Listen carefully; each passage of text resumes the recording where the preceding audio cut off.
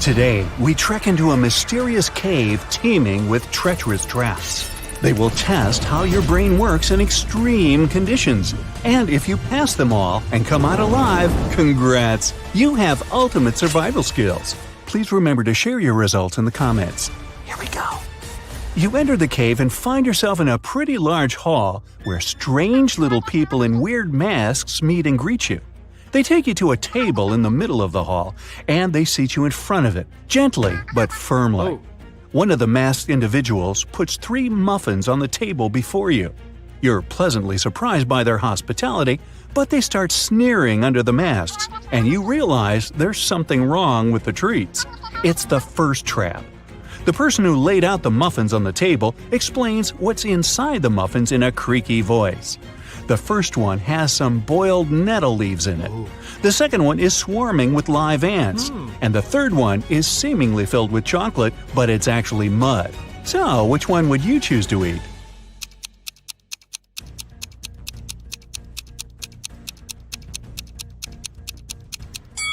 Well, live ants and mud are a no-go for sure. Even though ants might actually be edible, who knows what species they belong to? And it's also yucky, truth be told. But surprisingly, boiled nettle leaves are a-okay to eat, despite nettle being a plant that burns your skin upon touch. It only does so when it's fresh. Boiled leaves lose their burning quality, and nettle soup is an actual dish in many cultures, so we settle for the nettles. You've happily wolfed down the nettle muffin, quite yummy by the way, and the little masked people let you through to the next chamber. As you walk down the hall, suddenly the floor starts shaking, and before you can leap to safety, it crumbles beneath your feet, falling down and taking you with it. You hit the floor, rise to your feet, and when the dust settles, you see you've ended up in a room with 3 doors. Great, it's another trap.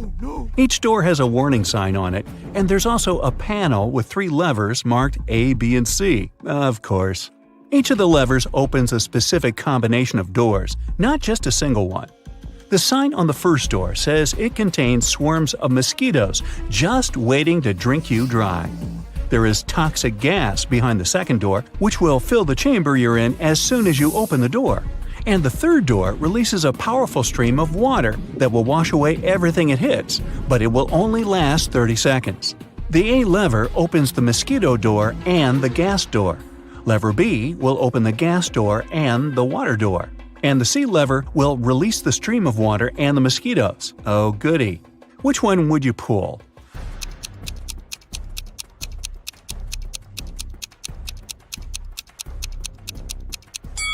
If you chose the C lever, you're either fortunate or have outstanding survival instincts. This combination will get you out of the trap. 30 seconds of a mighty torrent are just enough to get rid of any swarm of mosquitoes. The water and gas combo would do nothing useful, as the gas would not be washed away. And as for gas plus mosquitoes, well, you might get rid of the insects, but it wouldn't save you from the gas either. Now you dry yourself as you can after the shower and walk out of the room you were trapped in, waiting for another trap to show up. Bang! A huge boulder falls right behind you and starts rolling your way. You run away from it and duck into an alcove in the wall to your side. The boulder rolls past and you sigh in relief. You walk further and reach a straight hallway with rounded walls and a ceiling that slopes downwards.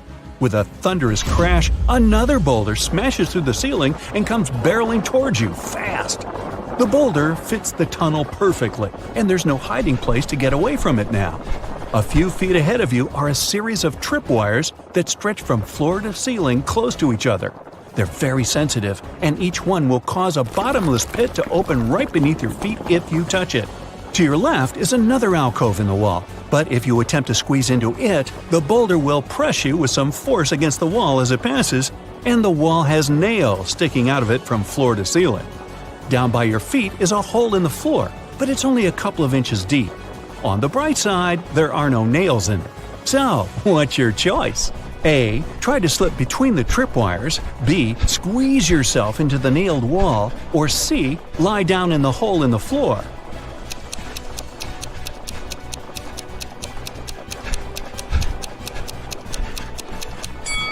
Even if you're skinny enough to gingerly slip past the tripwires without touching them, It requires some time to do so, and you don't have that luxury. The boulder is rolling right behind you, remember? Also, there's a very high risk of activating the wires and getting flung into the abyss. The hole in the floor looks like the safest option, but it's only a couple of inches deep. Unless you're just a couple of inches thick yourself, you have every chance of becoming so, thanks to the boulder behind your back. In fact, the alcove in the wall with the nails in it is your only chance of survival. Remember yogis and magicians who can sit on a bed of nails without any harm? They can do that because the principles of pressure work in this case. Pressure is force divided by area. The larger the area, the less the force, and vice versa. So, even if you're pressed against the nails in the wall pretty hard, they won't even break your skin because the surface area of your body is large enough to prevent that. Whew! You take a deep breath after the boulder rolls past you and go down the passage to find yourself in the next chamber. The first thing you see is a door with a large lock at the other end of the room and a timer right above it. It shows 60 minutes, and the countdown starts as soon as you enter the chamber. There, you notice 3 large transparent jars on the right-hand wall. Each of them contains a key, which seems to fit the lock on the door. But there's an unpleasant surprise in each of the jars, too. The first jar has venomous snakes inside, the second one is full of acid, and the third one is filled with boiling hot water. You have nothing to use to get the keys out of the jar but your own hands, and the timer goes on ticking. Which jar should you choose?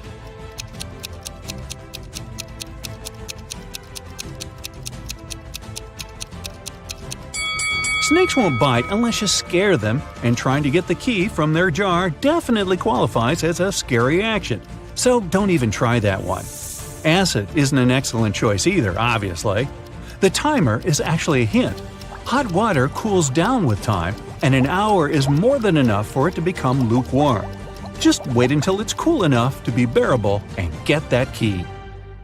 You happily open the door and find yourself in an open sunny glade somewhere deep in the unknown woods.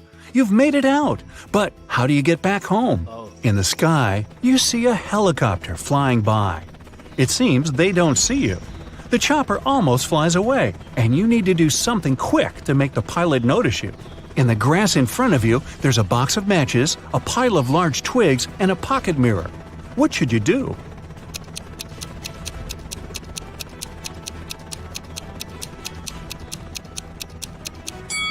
Well, you don't have time to build a fire. Your best bet is the mirror.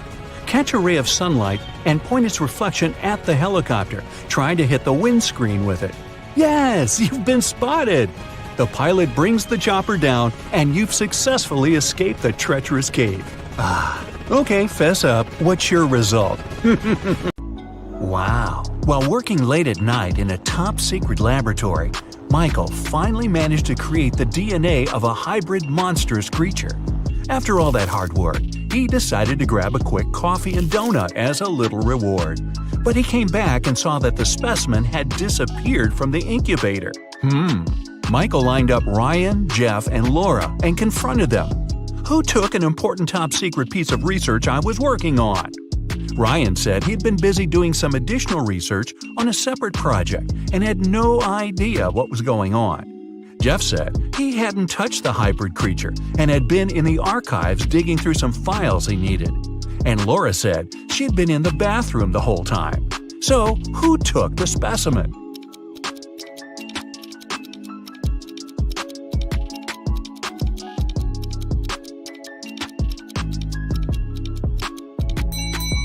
Michael never mentioned that he was dealing with a hybrid monstrous creature.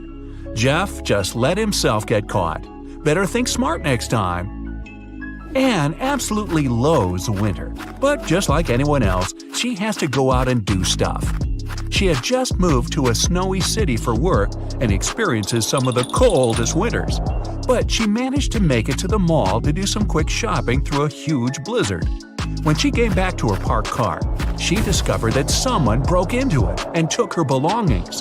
When the police lined up the 3 suspects, they each gave their stories. Francesca said she had been polishing her car outside and didn't know anything. Ned said he'd been shopping for clothes, and Earl said he'd been sitting in a cafe on the upper floor of the mall. The police arrested the suspect. Who was it?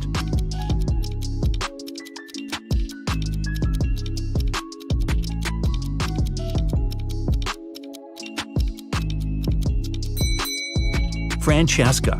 She was polishing her car outside in the middle of a blizzard? That's not only illogical, but not safe either. She just gave herself away. You wake up and find yourself trapped in a room with 4 doors in front of you. You don't have enough time to choose which door leads to freedom. You hear a monster coming, so you check out the doors quickly.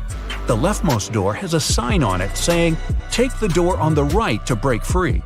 The second door also has a sign saying, "It's the right door." The third door has a sign, "Freedom is just right in front of you." And the last door has a sign, "Don't trust the signs." Which door should you choose?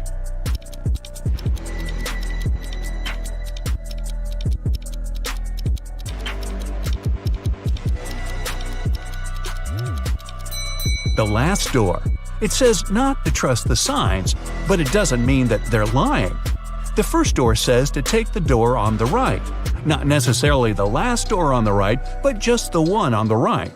The second one says, it's the right door. Not the correct door, but the right door, as in the door on the right. The third door says freedom is just right in front of you. That just doesn't make any sense, does it? So it's the last door on the right that leads to freedom. Mason was extremely happy when he got the news that his sister Jane was coming to town. He had just started a new job and couldn't wait to host her for the first time. She was only able to see some nice pictures of the places he visited, including where he lived. When he picked her up from the airport, he noticed something slightly off about her. She was robotic with her responses and seemed stiff with her movements. She wouldn't eat and only insisted that she wanted to rest up. Strange. Had he been watching too much sci-fi? After a while, Mason hears a knock on the door, and to his surprise, it's Jane. But I thought… Jane tells him that the Jane in his apartment is an imposter. When the Jane in the bedroom goes out and sees the other Jane sitting on the couch, they're both in shock. They both try to convince Mason that they're the real Jane. But who will Mason believe?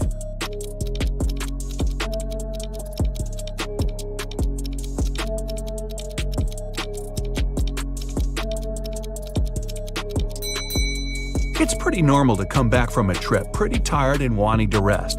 But how did the second Jane know where Mason lived without prior knowledge? And she didn't even break a sweat running up to the apartment. On a nice day, Vivian, who lived in a town on the seashore, decided to go for a hike alone. But after hours of trekking, she ended up on a section of the forest she wasn't familiar with. Before her were 3 paths. One path had bare footprints leading away. Another had human shoe prints, and the third was right by the river. Which one should Vivian take to find her way?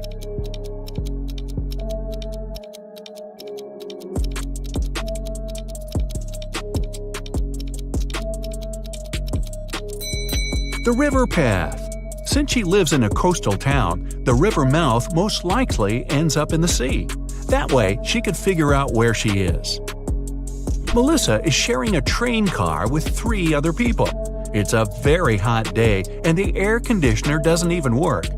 James starts complaining and only calms down after opening the window. Melissa lays down her red silk scarf her grandmother gave her next to her. Judith compliments it. Robert, a senior, mentions that he forgot to bring a gift for his wife who will pick him up from the train station. James has a crush on Judith. After a while, Melissa goes to the bathroom and comes back to find the scarf missing. Who was the one who took it?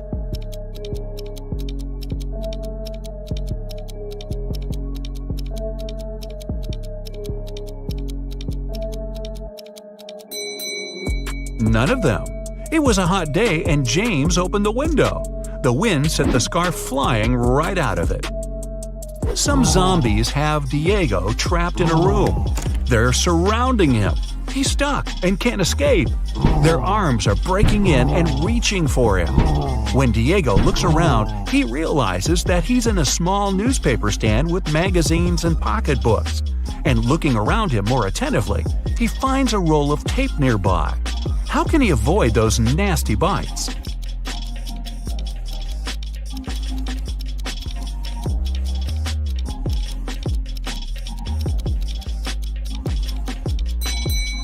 The only way for Diego to escape will be to tape those magazines around crucial parts of his body where they can't lay his teeth on him.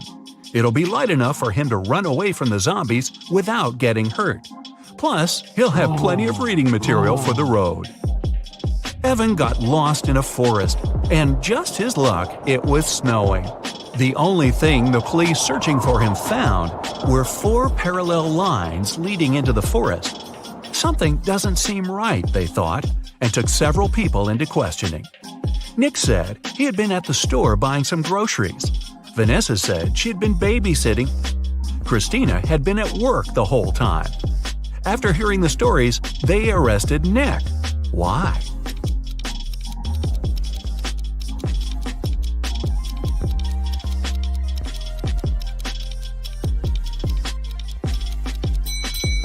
Nick was in a wheelchair. The 4 parallel lines were left by Nick rolling into the forest and back out. It's the beginning of a new school year, and Dave started a new job as a computer studies teacher at a local high school. Another fellow teacher, Roy, didn't really welcome him because he wanted that position. But at the end of the day, there was a security breach which leaked out a lot of important information about the school. When the police questioned everyone, including Roy and Dave, they each gave their stories. Dave said, "I was checking exam papers and was at the staff room the whole time." Roy said, "I was preparing homework for my classes when everything happened." Who should the police arrest? Who was lying?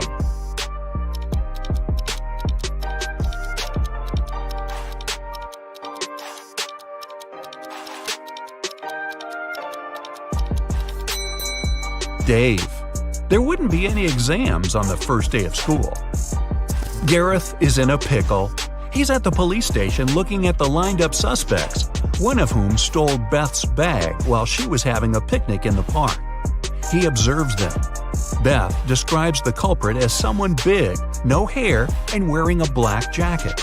All the men lined up matched the description. Gareth looks at each of them, and they all have one distinct trait that makes them stand out from each other.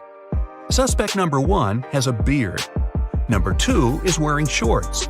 And number 3 is wearing glasses. Gareth knows immediately who to arrest. Who is it?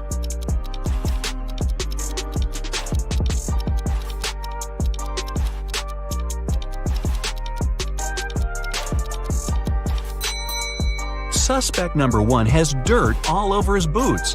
The rest are all clean. He ran through the mud tracks while Beth was having a picnic. Alright, you super sleuth. In this detective challenge, there are 3 levels. Each next riddle is trickier than the previous one. Aha!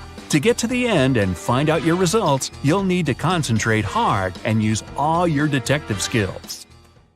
Level 1. Anthony lives in the south of town, 20 minutes away from college. Mark's house is in the north and a bit closer, just 10 minutes away. Their lectures start at the same time, and the guys always meet in the park on the way to their classes. Who's usually further from the college building when it happens?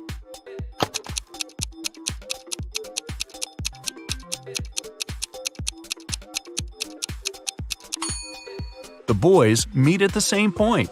It means they're the same distance away from the college building. Milan Airport customs officers noticed that one man traveled abroad at least several times a week. They started to suspect he was a smuggler, but couldn't understand what he smuggled. He always had a suitcase or a bag with him, but there never was anything forbidden or expensive inside. Only several months later, when a new customs officer joined the team, the mystery was solved. What was it the man smuggled?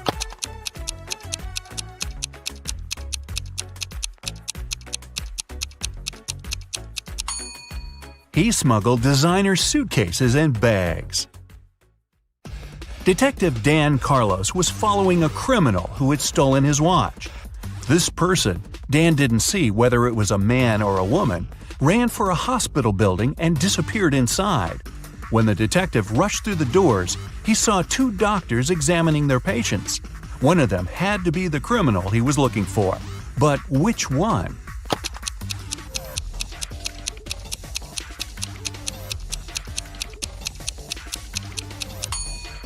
It's the woman on the left. Her stethoscope earpieces aren't in her ears. Emily had passed a difficult test with flying colors. But for some inexplicable reason, her professor's sure the girl cheated. After arguing for a while, they come to an agreement. If Emily solves one riddle her teacher will give her, she'll get to keep her high mark. On the piece of paper the professor hands her, there's just one word: house. The girl doesn't need much time to figure out the answer. What is it?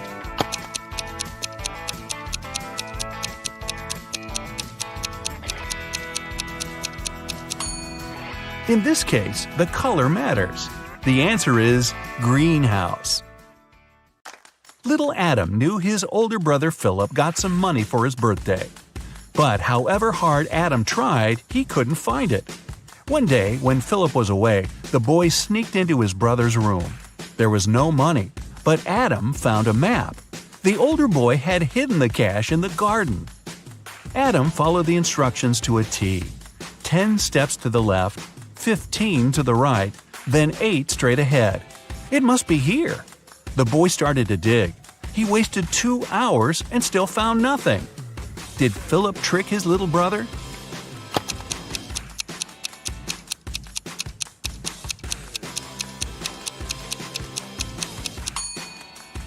Adam's steps were much smaller than his brother's.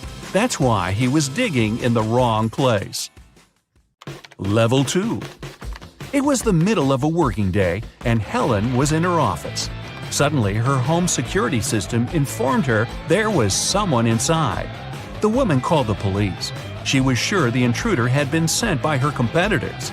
She thought he was after the memory card with the information about her new project.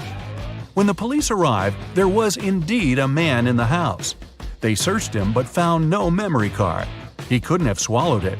Then, where was the card?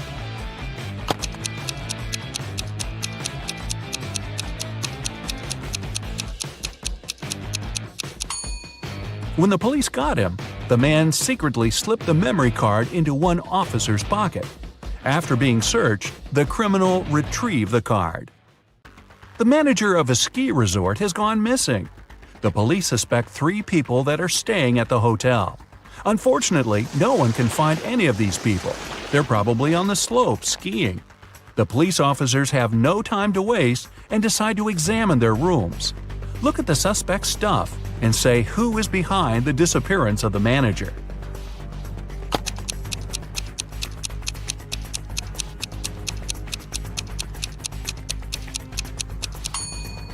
It's Joe. He's the only one who doesn't have warm clothes or winter sports gear and equipment. It means he didn't come to the resort to have some fun. Jason, a rich traveler, stayed in a small but expensive hotel at the seaside. During a severe storm with gale-force winds, there was a blackout. The whole area was plunged into darkness. People stayed without electricity for at least 2 hours. The problem was finally solved. But Jason discovered that during the commotion, someone had taken his wallet with tons of cash and all his credit cards. The police arrived and questioned the people who had been in the hotel at that time. Justin, the receptionist, told the detective he had been in the basement. He had been trying to start an emergency generator. Unfortunately, he didn't succeed. Nicole, another guest, said she arrived an hour before the blackout. She was exhausted. She lit several candles, unpacked, cleaned herself, and went to bed. Gregory, the hotel driver, said he had been at the airport. A new guest had arrived, and he went to pick him up. The police immediately figured out who was lying. Can you?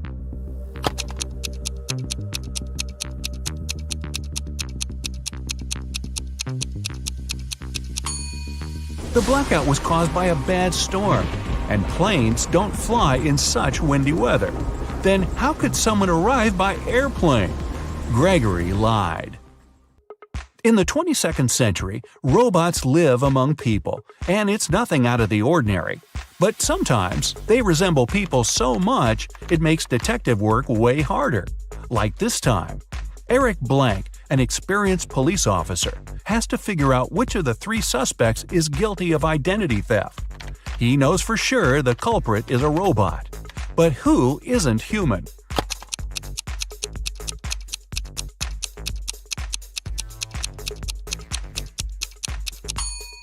It's the girl in the middle.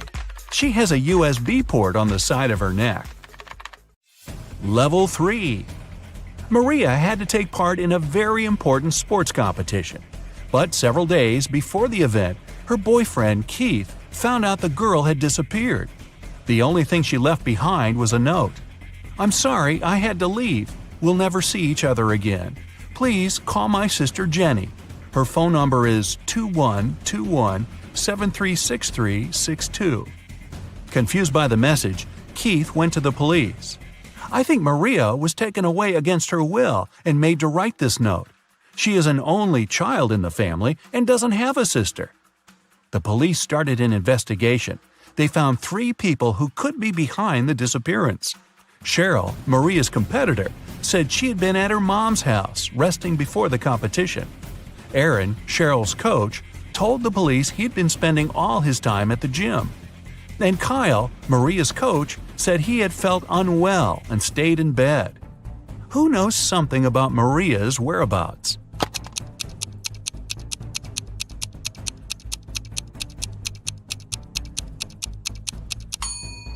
In her note, the girl didn't write a phone number. This way, she encoded the criminal's name, Aaron. Boy, who needs a coach like that? Janet had a dream. She wanted to become her professor's assistant. The man was a famous and talented scientist. The man knew she was a smart girl. But before offering her the position, he decided to put her to the test. The professor took her to a house with 2 rooms, completely isolated from each other. In one room, there were 3 switches. In the other room, there were 3 light bulbs. Janet had to stay in the room with the switches. She was allowed to go to the other room only once. She had to understand which switch was connected to each of the bulbs. The girl managed to solve this task. How did she do it?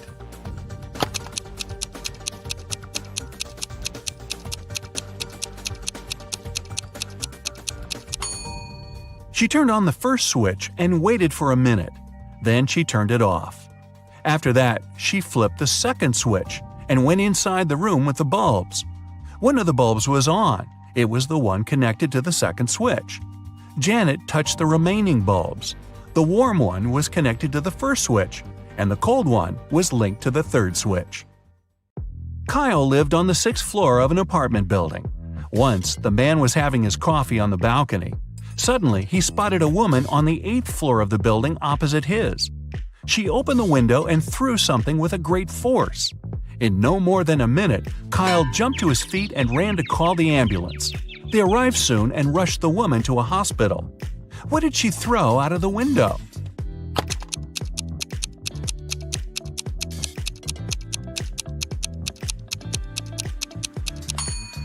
It was a boomerang. Hey, I didn't say all these people were smart. Do you feel like cracking another rebus puzzle, this time a more difficult one? Take a look at this. What does it mean?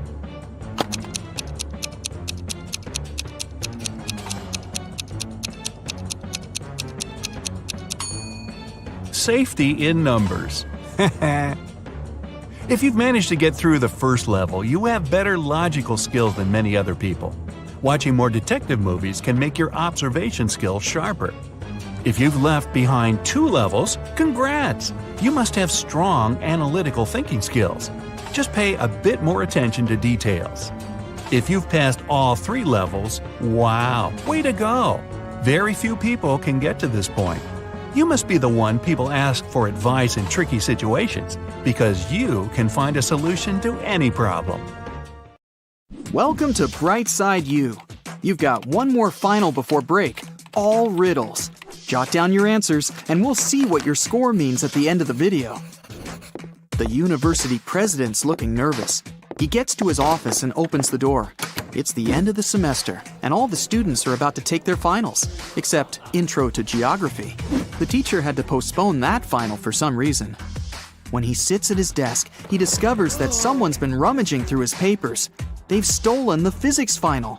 How did they get in if the door and windows were closed? I'll give you 7 seconds for this one.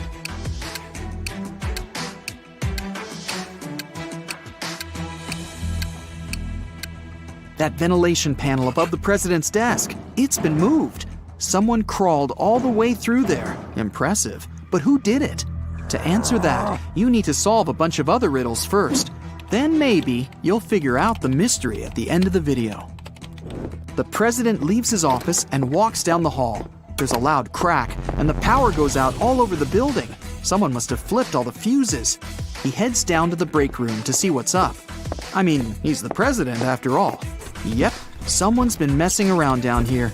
There's 3 suspects in the room. The cleaner says somebody turned off the generator when he came in to clean. Rachel's a new transfer student. She says she totally got lost and ended up in here by accident. Simon's a junior. He has his phone in his hand. Says he was playing one of those video games where you have to find stuff. Which one of them shut off the power? Your 7 seconds starts now.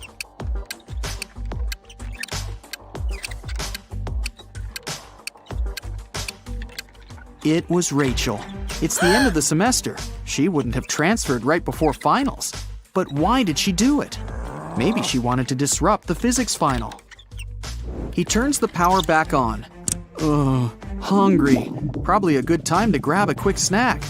When he gets to the cafeteria, there's a new problem waiting for him. Someone emptied a whole bag of sugar into a huge pot of soup. Which student was it? You have 7 seconds.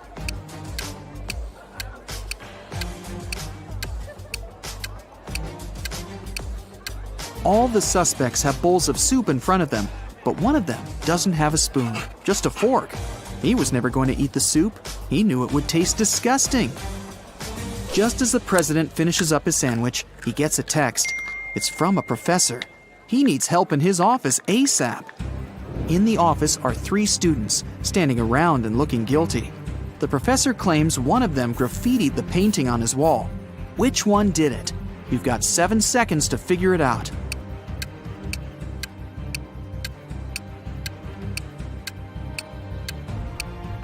It's that one. She's covering her hands. There's probably some paint on her fingers that she's trying to hide from you. Next stop, the infamous physics exam. The president heads over to the exam room. Everything's quiet in there. Looks okay. All the students have their heads down, staring at their papers. But someone's cheating. The president can sense it somehow. Help him find the sneaky student. 7 seconds to scan the room.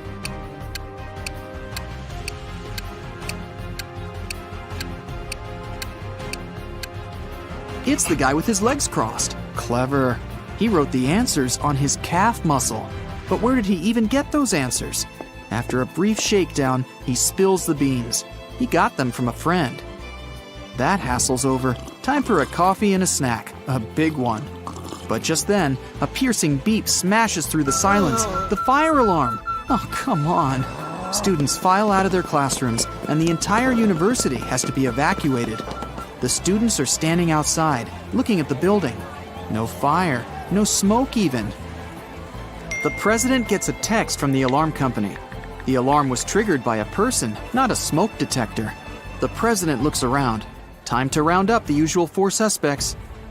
Matt says he was in the bathroom when the alarm came on. Julia was taking the geography final. Clark and Lex were studying strange green meteorites together in the science lab. Which one of them is lying?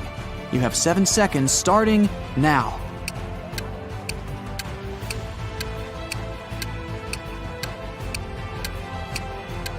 It was Julia. The geography teacher postponed the final, remember? Why would she lie unless she had something to hide? Today's not really his day. Someone cut down a tree right in the middle of the quad. The caretaker saw 4 students hanging out under the tree this morning, and now it's gone. Time to interview the suspects. Emily says she's been in the library all day. Loads of people saw her. Sam claims he was in the cafeteria having some soup.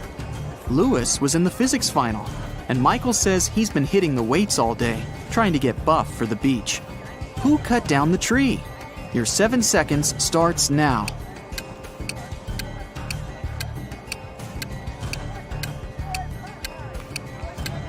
It was obviously Sam. He said he was having some soup, but remember, if he had really been in the cafeteria, he would have mentioned the whole sugar thing. Plus, the president was in there and didn't see him. He's lying. On to the biology final. They've got a new teacher who's giving a unique type of final. The president sneaks in the back of the room. The teacher explains that she gave her students ficus seeds at the beginning of the semester. Whoever has the most beautiful ficus plant will get the highest grade. It's time to present the results. The students start to file into the classroom. Half of them are holding pots with beautiful green ficus trees. The other half have pots filled with plain old earth. No leaves, no nothing. The teacher says the students with empty pots all get an A. Why did the teacher do that? Solve this mystery in 7 seconds. Go!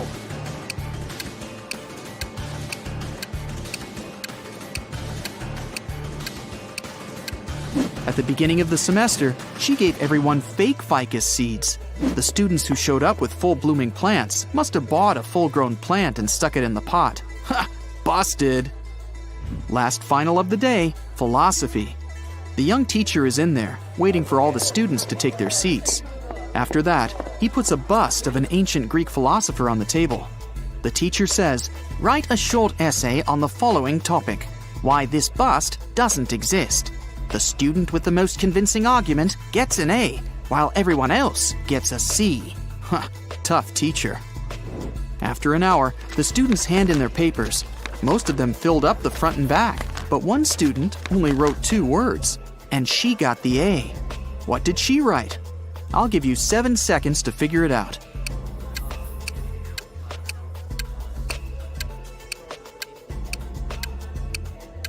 She wrote, "What bust?"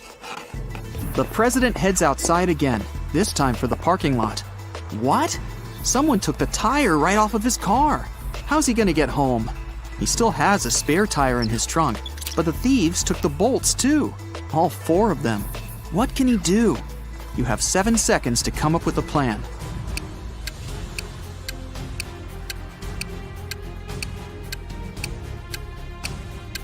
He needs to unscrew one bolt from each of the other 3 tires and attach them to the spare. Each tire now has 3 bolts. That'll be enough to get to the nearest service station. What an intense day. The president's ready to kick back for a few, but he gets another urgent text. There's broken glass all over the quad. Someone broke a window up there. The only 3 people around are a cook, a gardener, and a student. The cook says he's been boiling up a new soup for the last hour, since someone put sugar in the last one. The gardener admits he was up in a tree cutting branches. He saw a student break the glass. The student says he was studying in the library. I'll give you 7 seconds to figure out who's lying.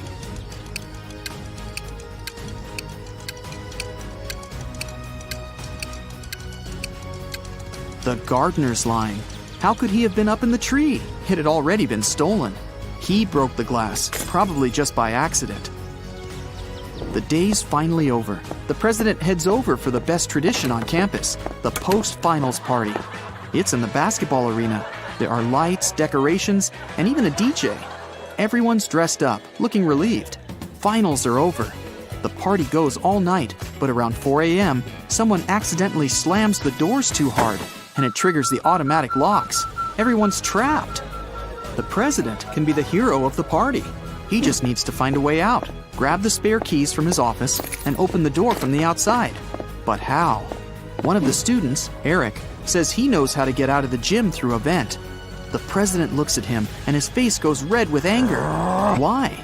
Last riddle, 7 seconds. You can do it.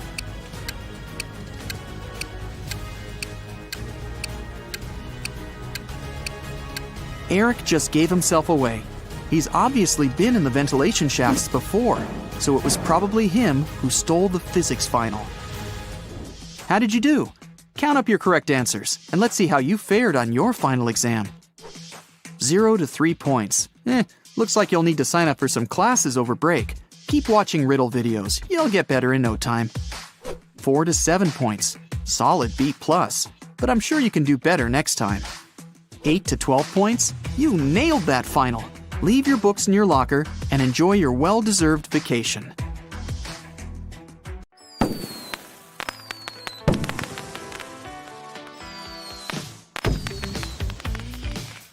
Vicki has as many brothers as sisters, but each of her brothers has only half as many brothers as sisters. How many brothers and sisters are there in Vicki's family?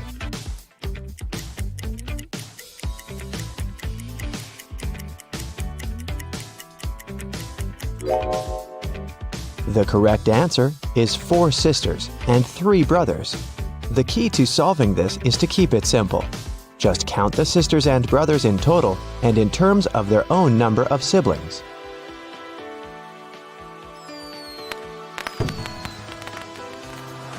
Vicki is a music teacher. One day, she came over to her student's house to give him a lesson. The door was unlocked, so Vicki got in. Her student, Mr. Green, was lying on the couch with the flu. He was very weak, and Vicki decided to call the 3 best doctors in this town.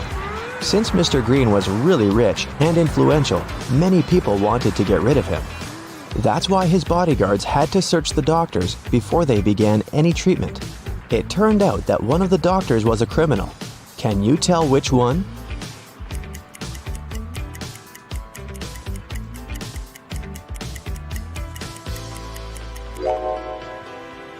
This guy. Why does he need an axe? Mr. Green got well and returned to his business duties. He runs a small company producing expensive diamond rings. On Friday, when the working week was finally over, he got a call from his bank. Mr. Green found out that someone had stolen all the money he had. He suspected that it might have been one of his employees, so he asked each of them what they'd been doing that day. Helen, the jeweler, said she always made 2 rings a day and showed all the rings she had made that week. Jesse, the sales manager, said that he had been busy meeting with the clients. And Amber, the cleaner, said that she'd been cleaning the office every day as usual, and she didn't notice anything suspicious. Who lied?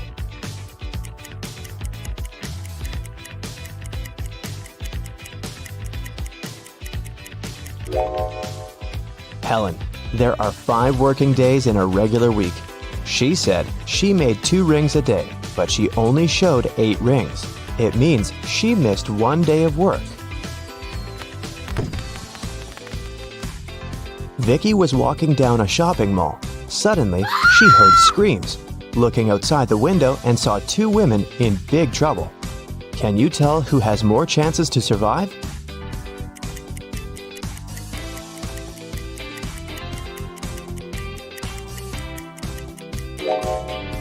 Look at this lady's hand. It's made of metal. She's a robot, so she'll more likely survive this adventure. One morning, Vicki was walking in the park and noticed this missing cat poster. Can you help her find the cat in this area?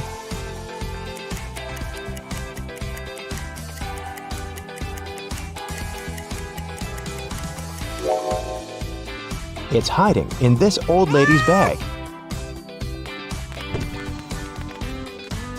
Vicki explained to the old lady that the cat had been missing, but the old lady refused to give the cat away so easily. First of all, Vicki had to solve her riddle. I can whistle, I can howl, I can scream, and I can whisper, but I don't speak. What am I? Can you help Vicki?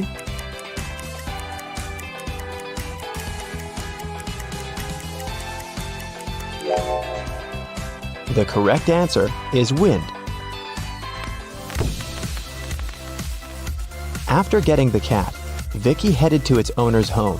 She walked through this beautiful park. Can you spot what's wrong here?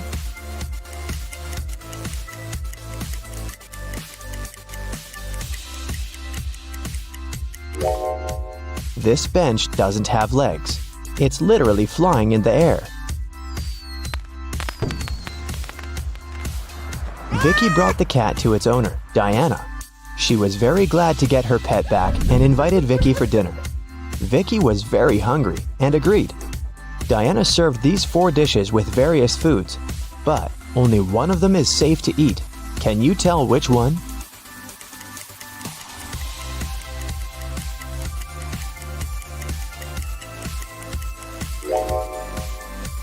The coconut cake is sprinkled with some human nails. If you look closely at this tomato soup, you'll notice some metal nails. Something's moving inside this burger, so this pasta is the only edible dish here. After dinner, Diana made a confession. She was a real witch, but Vicki didn't believe in magic at all. That's why Diana offered her this deal. If you solve my riddle, I'm gonna use some magic to fulfill your biggest wish. I'm beautiful, up in the sky, I'm magical, yet I cannot fly. To some people, I bring luck. To some people, wealth. What am I? Can you help Vicki out?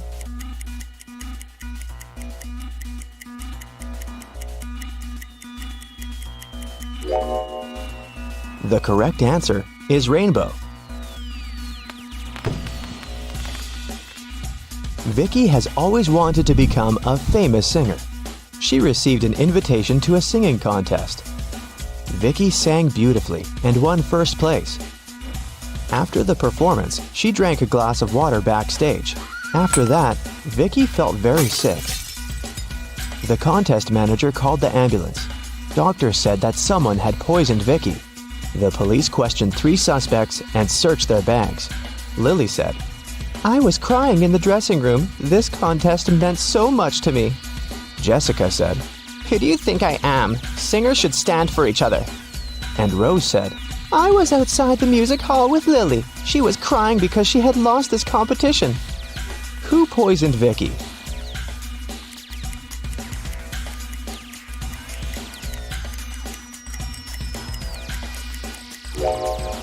Lily said she was in the dressing room, while Rose said that they had been outdoors. Therefore, 1 or 2 of them are liars. But only Rose carries toothpaste but no toothbrush in her bag. That's pretty suspicious. When Vicki got better, she checked her mailbox and saw 3 messages from different music producers. Tom offered her a tour in Europe. Ryan offered Vicki to work on her first album at his record company in New York.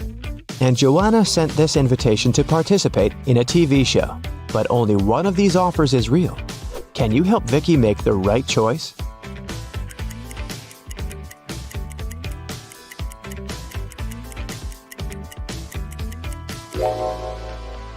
Joanna's message is spam. She doesn't mention Vicki's name anywhere, and the text includes a suspicious link. Ryan sent Vicki a picture of his record company. But there are palm trees and a tropical forest outside the window. It's clearly not in New York. So, Vicki should pick Tom. Vicki was walking home from a rehearsal and stepped on a magical portal. She fainted and woke up in an enchanted forest. Suddenly, a wicked witch popped out of nowhere and gave Vicki a choice. If you solve my riddle, I'll let you go. And if not, you'll get lost in this forest forever. Here's the riddle. I can be flipped and broken, but I never move. I can be closed and opened, and sometimes removed. You can seal me with your hands. What am I? Unfortunately, Vicki failed to crack this riddle. And what about you?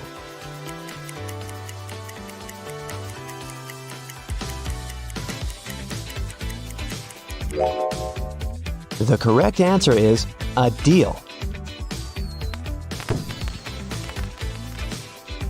The wicked witch left Vicki alone in the forest. Vicki searched the area and found 3 paths leading to the nearest village.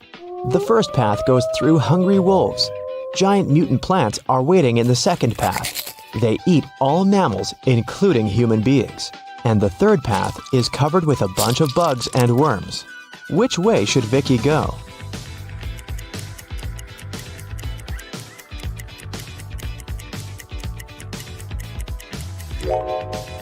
Although insects are gross, they are the least harmful to humans, so Vicki should choose this path.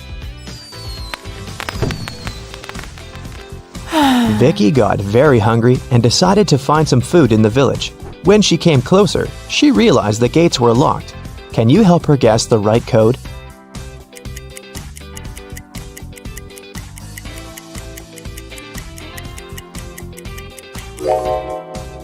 Take a look at the screen. It requires a 4-digit code. Someone decorated the gates with this symbol. It's a hint. If we divide this symbol into 4 parts, we will see that it's made up of 4 2s. So, Vicki should enter 2222 and come in. When Vicki entered the village, an angry pixie stopped her and said, Not so fast, lady. You gotta solve one riddle first. What should you do when you see a green man? Vicki cracked this puzzle right away. What about you?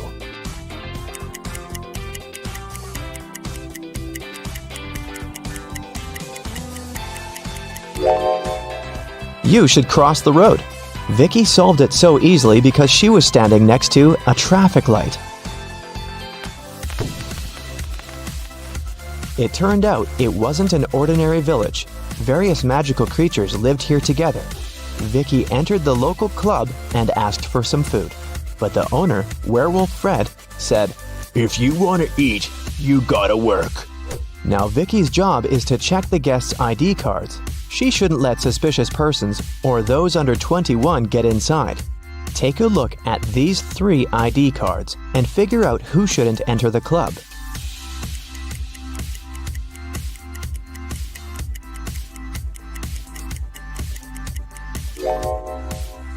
The first one, Vampire, is already 21, and nothing looks suspicious in his ID, so Vicki should let him in. And this werewolf lady seems alright too. This elf's ID card says he was born on September 31st, but such a date doesn't exist. Therefore, Vicki shouldn't let the elf in. After work, Vicki went to the local supermarket to buy some food. She saw 2 attractive young ladies eating street food there. Can you tell which one of them isn't human?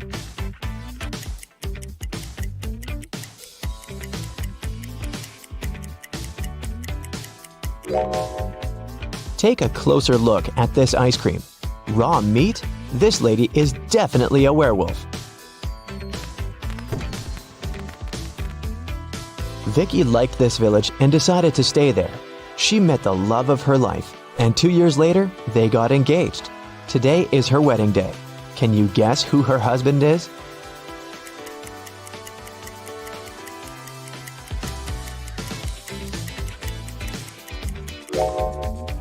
It's the third guy. He's wearing a tie, which means he attended the wedding, and he's wearing a ring too. Hey, meet Callum, the world's best detective. You ready for a ride-along? Let's go. It was a rainy and gloomy day, and Detective Callum was having a snack in his office. Suddenly, a woman burst in and asked for help. She said she had hung her laundry outside to dry, then gone back in the house to watch some TV. When she went back out, her favorite dress was gone. She suspected her neighbor, Jane. She was always jealous of that dress. She even wanted Jane arrested. Detective Callum wasn't impressed. He said she had just made up the whole story. How did he know?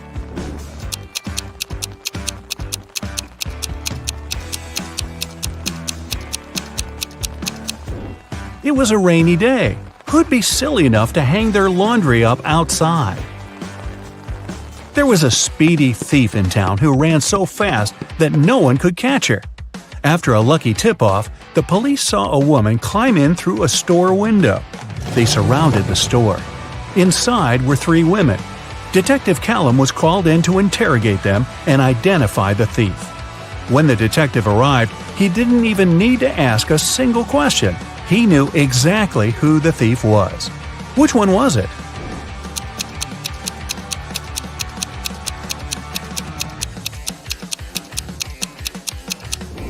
It was the third woman. These 2 are wearing heels. They wouldn't be able to run in those things. The third woman is wearing sneakers. A downtown bank was robbed. There were 2 criminals, but police could only catch one of them, Bill. Bill refused to say who his accomplice was, but the police had already rounded up 3 suspects: Harry, George, and Ben. They called up their trusty friend, Detective Callum. The detective only needed 5 seconds to crack the case. I'll give you 7.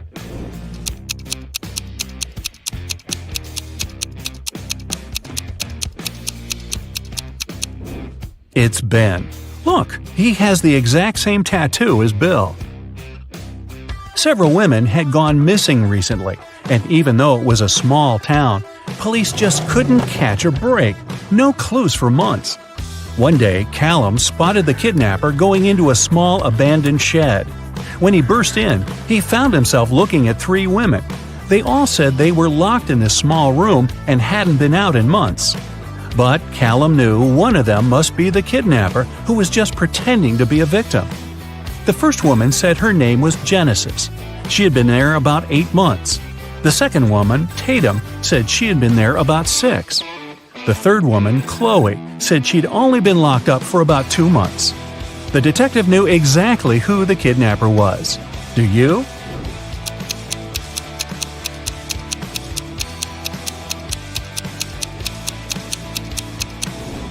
It's Tatum.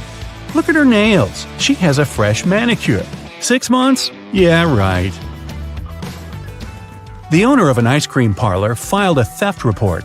Someone stole all the money from the register. He was only gone for like 2 minutes. Detective Callum showed up 20 minutes later. There were 3 people inside. Ainsley said she had been talking on the phone with her friend. She hadn't seen anything. Red said he just arrived a couple of minutes ago. Joshua said he wasn't really paying attention. He didn't notice anything. So, can you figure out who's lying? Who stole the money?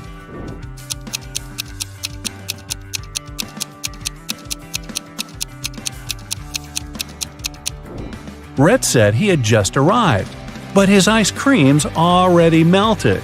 Liar. Phoenix wanted to get her dad the best birthday present ever, but she didn't know what he wanted. She decided to break into his laptop to see what he had saved in his online shopping cart.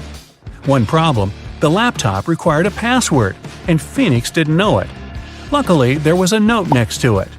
She sent a picture of it to her friend, Detective Callum. He solved it right away. Can you?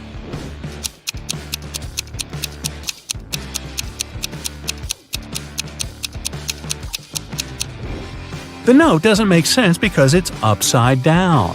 Flip it over and you'll see a sequence of numbers 88, 89, 90, 91. The numbers before it are 86 and 87. So the password is 8687.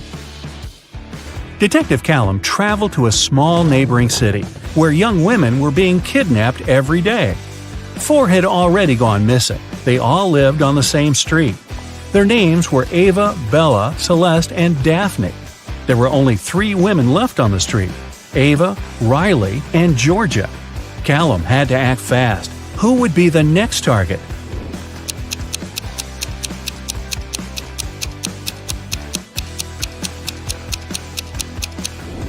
The women are getting kidnapped in alphabetical order: A, B, C, D.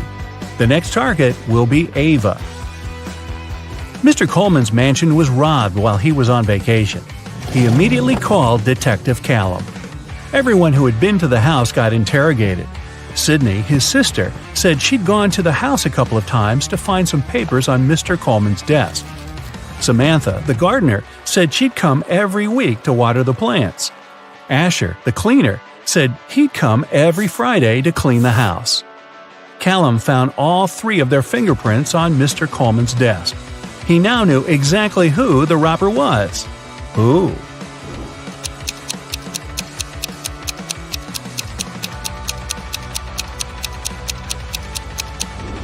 It was Samantha, the gardener. Sydney and Asher had a reason to touch the desk, but Samantha wasn't even supposed to be in Mr. Coleman's office. There aren't any plants in there. A rich woman was robbed on her private yacht during a ferocious storm. A witness said they saw Kai watching the woman right before she was robbed. Kai denied everything and said he was in his cabin at the time, writing a letter to his wife. Detective Callum asked to see the letter. 5 seconds after Kai handed it to him, Detective Callum put him in handcuffs. Why?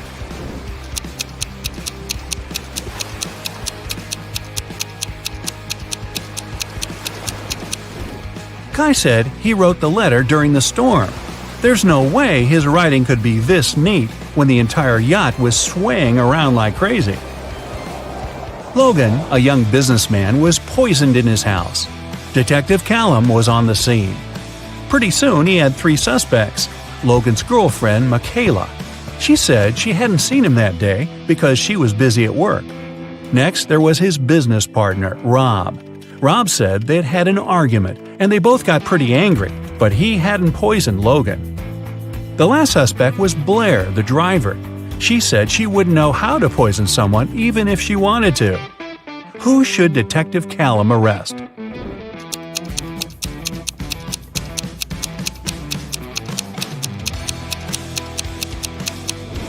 Look, there's fresh lipstick on Logan's shirt. It matches Michaela's. But she said she hadn't seen him that day. Suspicious. Eloise found her friend Fleur poisoned in her room.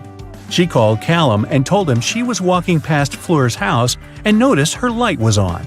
She texted her, but Fleur didn't respond. She got really worried, so she broke a window, climbed in, and found her on the floor. But Detective Callum didn't believe her. He immediately arrested her for poisoning her friend. Why?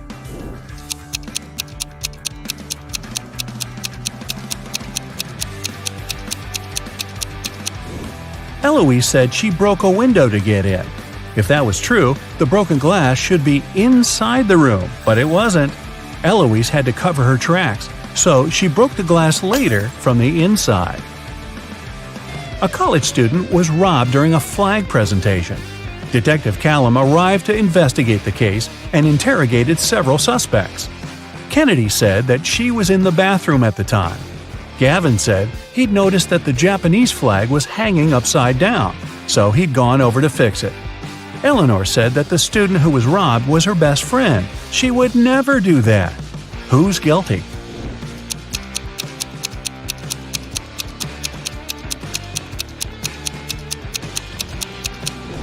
It's Gavin. He said that the Japanese flag was hanging upside down, but that flag looks the same either way. He's lying. Someone stole a diamond necklace at a private VIP party. The police followed the robber into a boutique store. There were 3 customers, and they didn't know who the robber was. So they called Detective Callum. Adele said she'd never even been to a VIP party. Those things are for wealthy and famous people. Joseph said he'd never even heard about the party. Florence said she'd been in the shop for the last half hour, trying to find that perfect accessory. Who should Detective Callum arrest?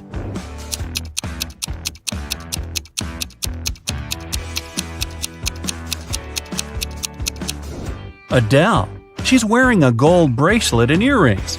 Seems like she was just at a pretty fancy event. Maybe a VIP party? Detective Callum got word that some outer space species had landed on Earth. He had a special mission to spot the aliens and report the information. He walked into a cafe. Aha! I spotted one. Who did he suspect?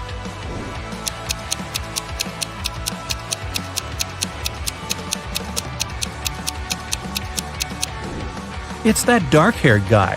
He has 6 fingers. Mr. Brown, a wealthy businessman, was robbed last night. Detective Callum arrived as soon as he could and questioned 3 of Mr. Brown's neighbors. Mrs. Jonas said she got back late last night and went straight to bed. Mr. Paulson said he'd always wanted to see the ocean, so he went on vacation to Bolivia. He just got back about an hour ago. Mr. Tanner said he'd spent the whole day working in the garden and went to sleep around 8 p.m. Who did Detective Callum arrest?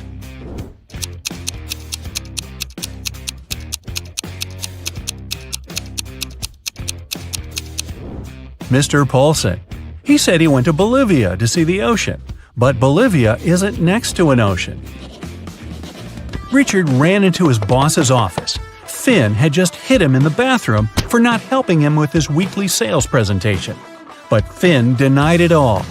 The boss called his golf partner, Detective Callum. He arrived, looked at Richard and Finn, and somehow knew that Richard had lied. How did he know?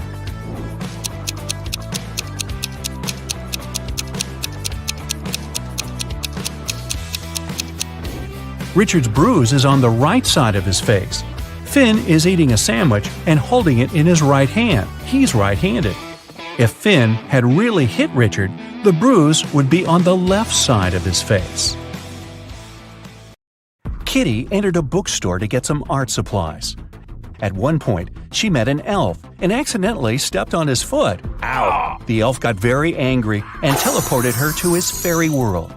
He said, "I'm Noah. Welcome to my world, you ill-mannered lady.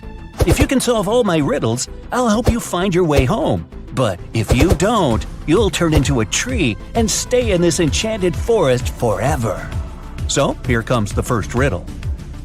Jen and Dobby have 4 daughters, and each of the daughters also has a brother. How many people are there in the family? Kitty cracked this riddle easily. What about you?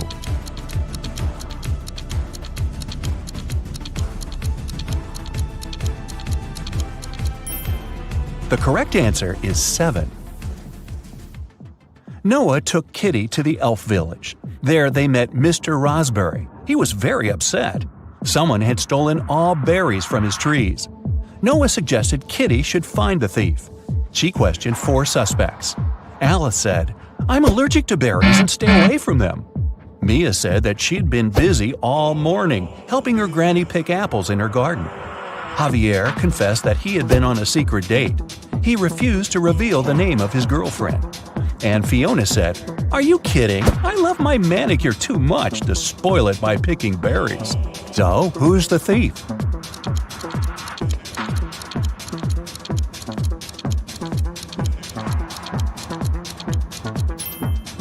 Alice. She's eating strawberry ice cream, which means she lied about her allergy. Next, Noah took Kitty for a walk through a magic field. There are 50 cows in this field and 28 chickens. How many didn't? Kitty figured this riddle out immediately. What about you?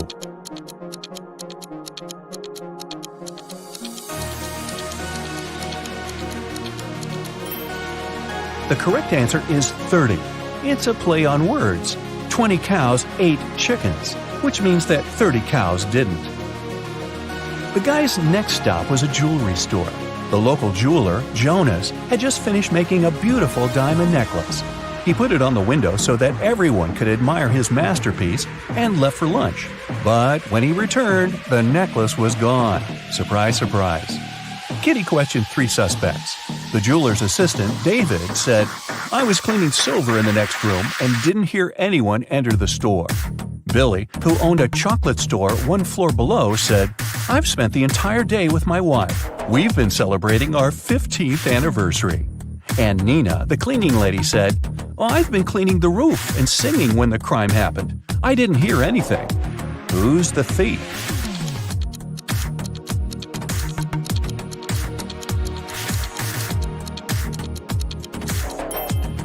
Billy. Look at his selfie with his wife. She's wearing the stolen necklace. Okay, but how did he steal it? He has a book, Magic Portals, on the shelf in his store. A postman found an elderly stargazer, Mr. Green, unconscious on the floor in his own house.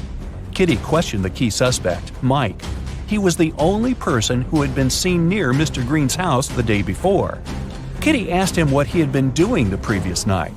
Mike replied, "I spent the whole evening helping my friend to build a house. We finished late at night. I was passing by Mr. Green's house on my way home.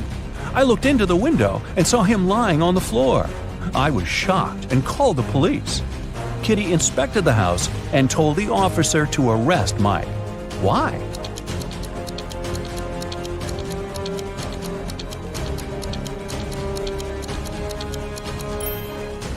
Mr. Green was found on the ground floor, but his house doesn't have any ground floor windows, which means Mike couldn't see anything through the window. Noah took Kitty to his garden. He said that elf gardens were a little different compared to human ones. Kitty noticed 5 weird details right away. Can you see them too?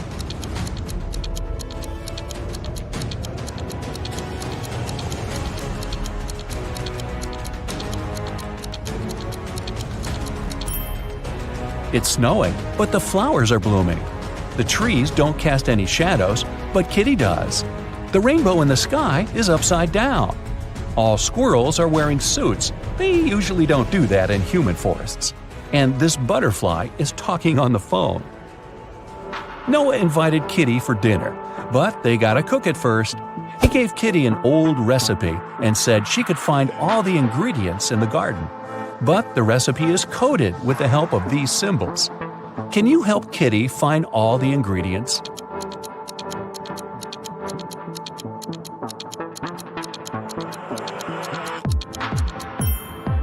Here comes the first one. It's a potato, and it's hiding over here. Here's the second ingredient.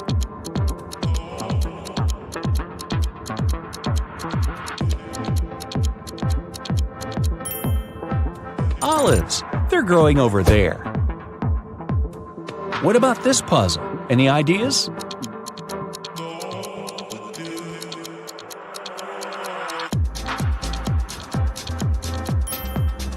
Cabbage. It's over there.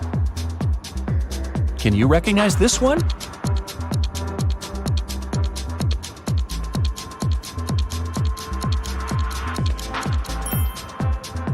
Coconut. Here it is. The next one. Can you crack it?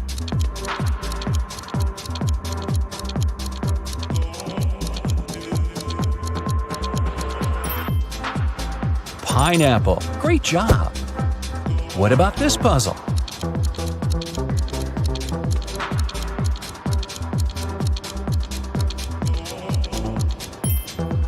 It's a carrot. And since it's an elf's garden, carrots are growing on trees. Can you crack this code?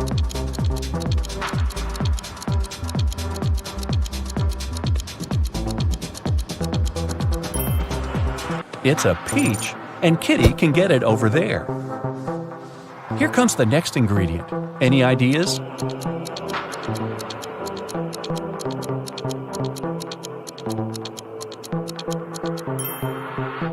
Pepper. It's over there. And last but not least, can you crack it?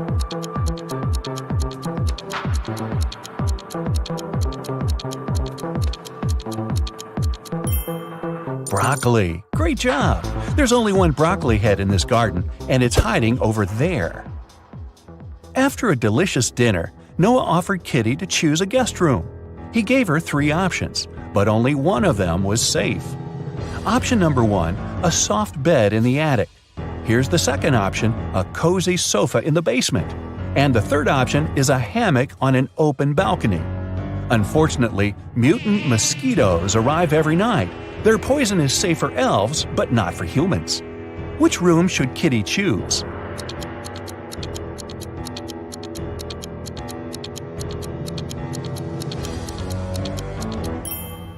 Springs stick out of the first bed. That doesn't look safe.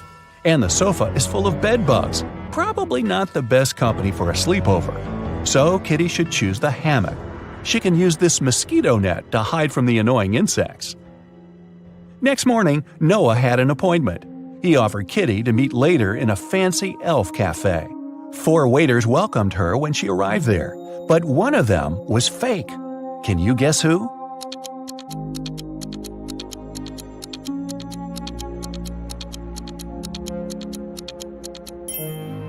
See, this guy is a criminal.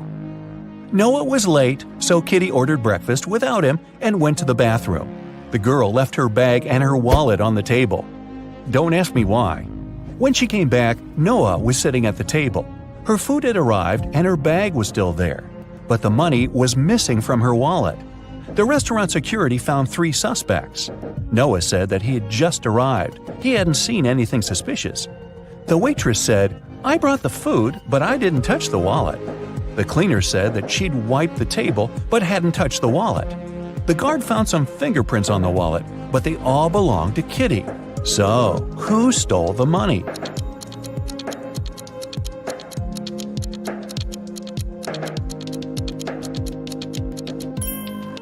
cleaner. She had her gloves on. That's why she didn't leave any fingerprints. Kitty didn't have any elf money, so Noah offered to pay for her meal. But first, she had to crack this riddle. What begins with T, ends with T, and has T in it? Kitty solved this puzzle easily. What about you?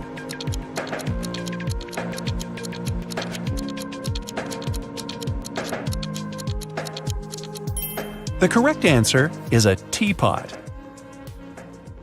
Kitty found a beautiful diamond tiara on the sink in the ladies' room while she was washing her hands. 3 elves showed up to claim it. Jim said, "This tiara belongs to my mother. We've been passing it on from generation to generation for ages. I noticed that it was gone after visiting the bathroom." Fiona said that she had won this tiara in a beauty contest. She even showed Kitty a picture. Jessica said, "If this tiara is missing one small emerald, then it's mine. I lost the gem at a party last summer." Kitty gave the tiara to Jessica. Why?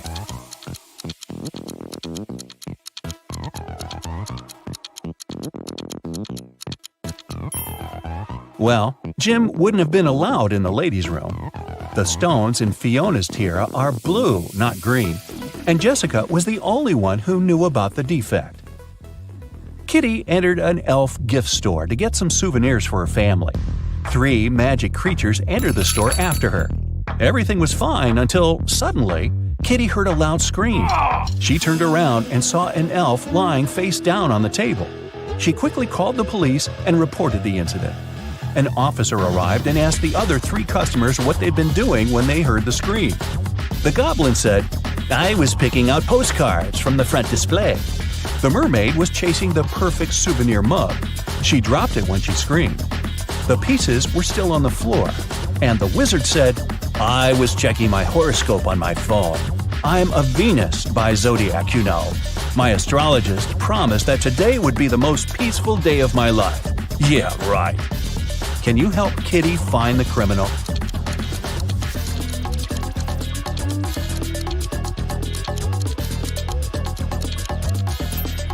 It's the wizard. Venus isn't an astrological sign.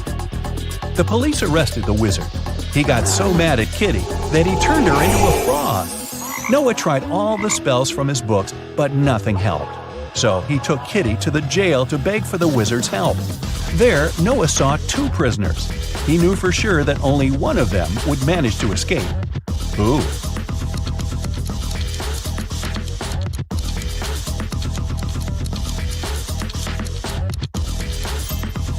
The second one, he has a spoon without a handle. He must have used it to make a knife to open the door. The wizard agreed to lift his spell, but he had one condition. The guys had to crack his riddle. How many months of the year have 28 days? Can you help Kitty out?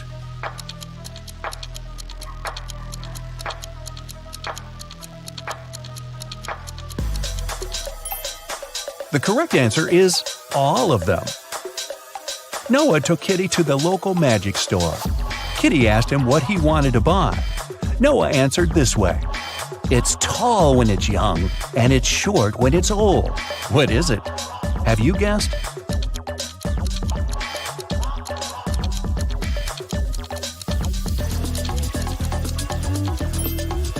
It's a candle. Noah lit the candle and prepared to send Kitty back to the human world. But he had one last riddle for her. Kitty had to say a secret number code to get home. Here's a hint. The code contains 3 positive numbers. You can either add these numbers or multiply them. The result will be the same. What are these numbers?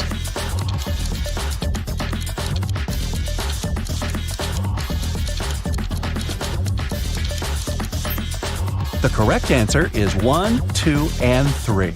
Great job! Henry and Mia lived together in New York.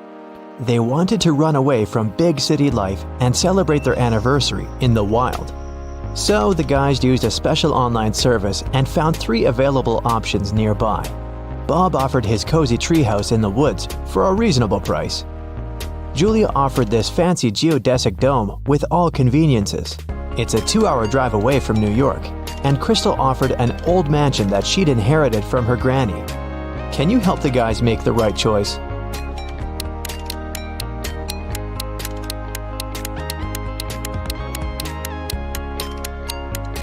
Take a closer look at the picture of the dome. It's located near the Leaning Tower of Pisa, which means this property is in Italy, and it can't be 2 hours away from New York.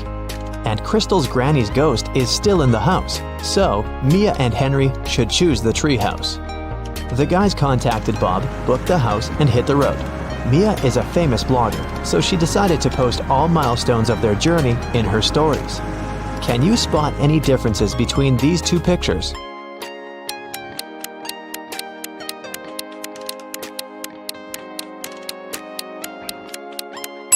Here they are. What about these two pictures?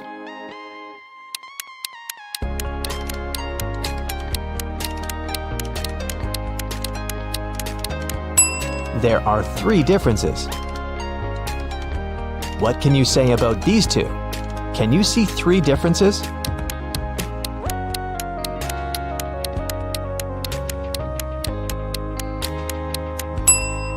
Here they are. While the guys were driving along a highway, someone threw a can of paint into their car. Mia and Henry stopped at the nearest car wash and interviewed 4 other drivers. Bill said, My truck has to be perfect. I'm going on a date this evening. Jack said, I'm going to meet my business partner at the airport. I want to leave a good impression. Lily said, Honestly, I don't need to have my car washed. I just stopped here to visit the restroom. Ryan said, My boss gave me this coupon so that I could wash my car for free. Who stained Henry and Mia's car?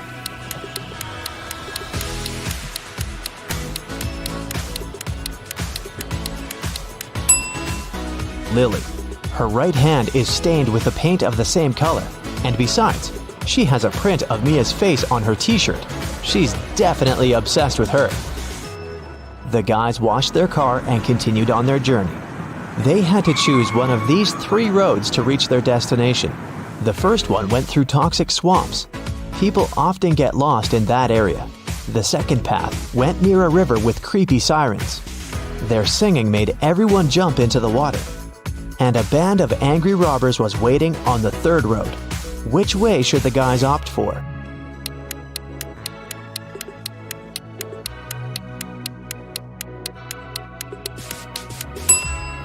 The second one. They can close all the windows, turn some music on, and drive past the sirens very fast.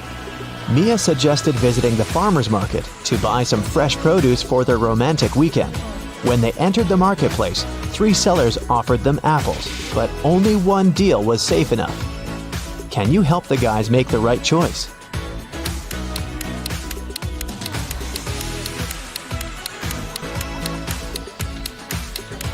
Seller number 1 offers very old apples.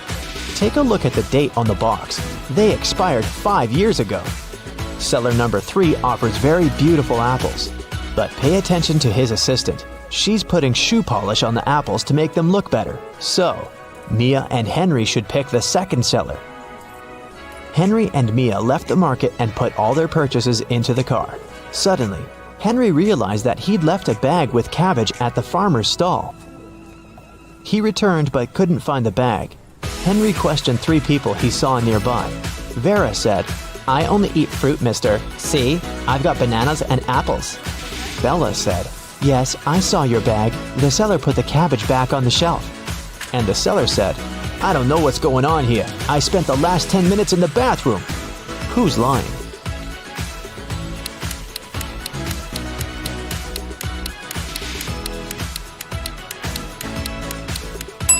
Vera. She hid the cabbage under her elegant hat. Finally, the guys reached their destination. The treehouse is even better than in the photo. But can you spot anything weird in this picture?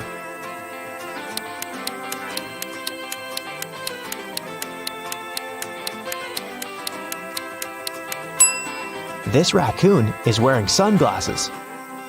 The owner of the treehouse, Bob, lives in another country, and the house is located 15 miles away from the village and other people.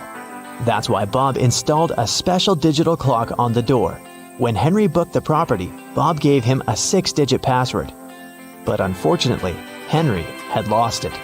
Here's a hint. M80. Can you help the guy crack the code?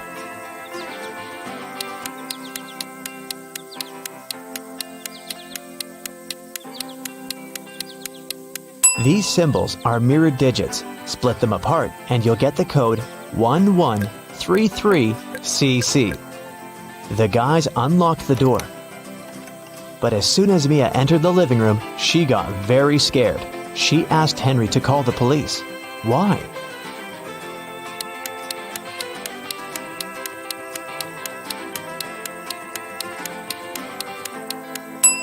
The treehouse is in the middle of nowhere. Who lit the candles and the fire? The house was locked. Henry checked all the rooms, but found no clues.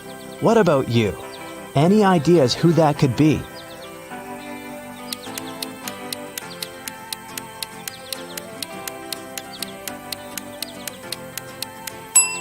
That roof window is open. Someone crawled inside the house before the guy's arrival, and now that someone is hiding under the bed. See? The guys called the police. Officers promised to arrive within an hour. Mia decided to take a shower. When she returned to the living room, she realized that Henry had disappeared. Mia searched the garden, then checked all the rooms in the house, and returned to the garden again. But she failed to find any clues. Can you help her?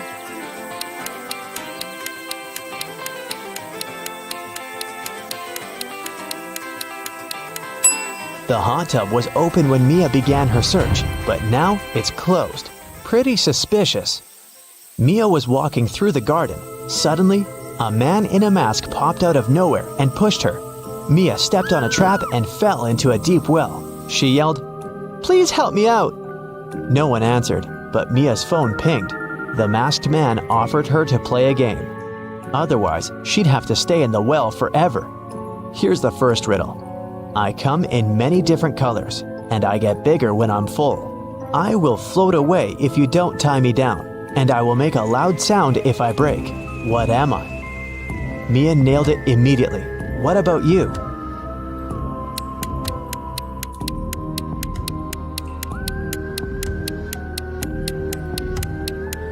The correct answer is a balloon.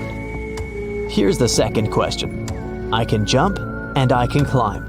With many legs, I swing from tree to tree. I can make a house much bigger than me. What am I?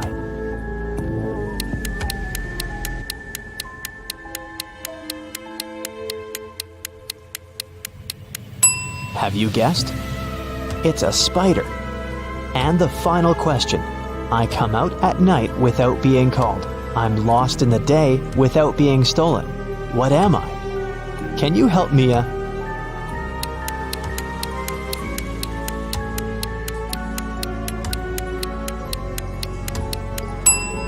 The correct answer is a star. A hatch opened at the bottom of the well. Mia went through it and got into a creepy basement. There, she found 3 ways to freedom, but every door hid some danger. A fire-breathing dragon was sleeping behind the first door. The corridor behind the second door was filled with high-voltage wires. And a vampire was waiting behind the third door. Suddenly, a message appeared on the screen of the girl's phone. Hurry up! Soon the walls will close in and smash you. Which way should Mia choose?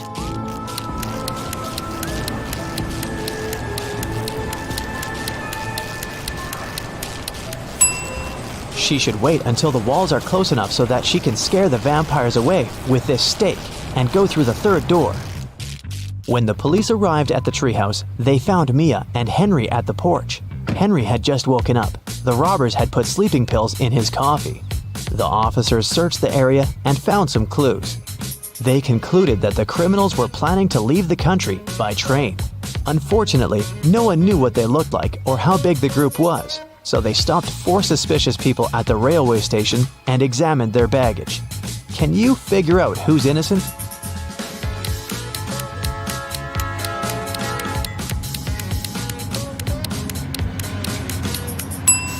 Why would a bald man need shampoo? And this supposedly blind person has a flashlight. This guy is carrying 3 tubes of toothpaste, but no single toothbrush. It seems that only the third guy isn't a criminal. 3 friends lived not far from one another and often met to drink some coffee together. Their names were Mr. Blue, Mr. Red, and Mr. White. One day, they noticed that under their coats, they were wearing t-shirts of different colors: red, blue, and white. Mr. Blue said, "Hey, Mr. White, have you noticed that we're all wearing colors that are different from our actual names?" The man wearing the white shirt answered, "Wow, you're right. Can you figure out the shirt of which color each of them was wearing?"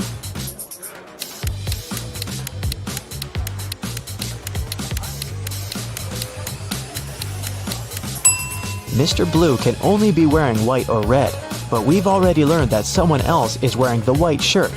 That means that Mr. Blue can only be wearing the red shirt, and Mr. White can only be wearing a blue or red shirt. And the red shirt is already taken, so Mr. White is wearing the blue shirt. Then Mr. Red is wearing the white shirt.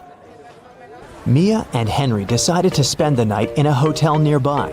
The manager said that they only had 3 free rooms. Can you help the guys choose the best option?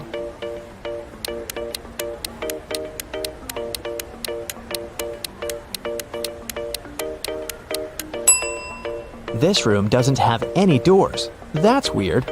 And this room has a cracked mirror on the ceiling. It's too risky. The second option looks pretty safe and nice. The guys checked in, and Henry asked Mia, "Well, where do you want to go now?" She answered with this riddle. "You used to visit me when you needed to know, but I've been lonely since the internet was born. What am I?" Have you guessed?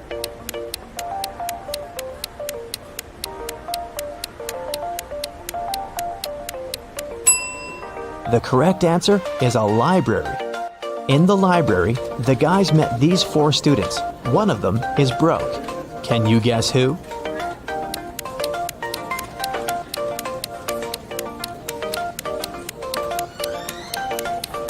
Student number 3. Her uniform is too large for her body. It must have belonged to her sister. Now, Foggy is a friendly ghost living in the attic of an old house. Every night, he goes for a refreshing walk around the house for 4 hours. Foggy doesn't like 1 month of the year because that month he gets to walk around way less than the previous months. What's the month and why?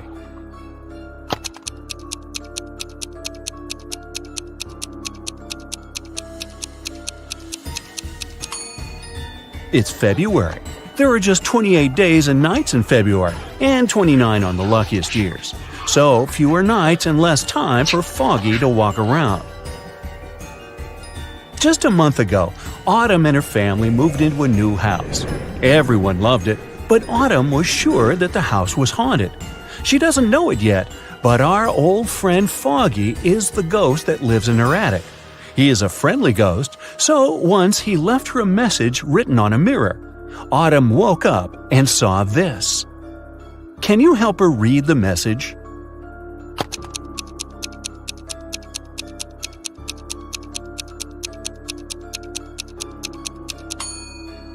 It's a code.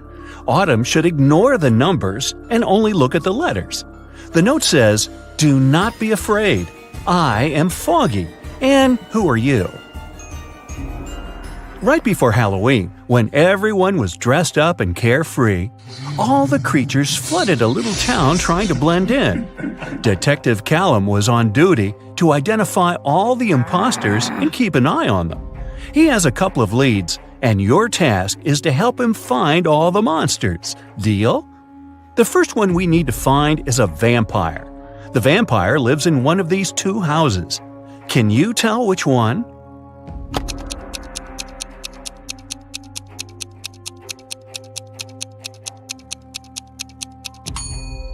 Look, there is garlic hanging in this house. Vampires can't stand garlic, they prefer cilantro, so it cannot be a vampire's house. So the vampire lives in this one. Perfect, let's move on. One of these houses belongs to a centaur. Do you have any idea which one?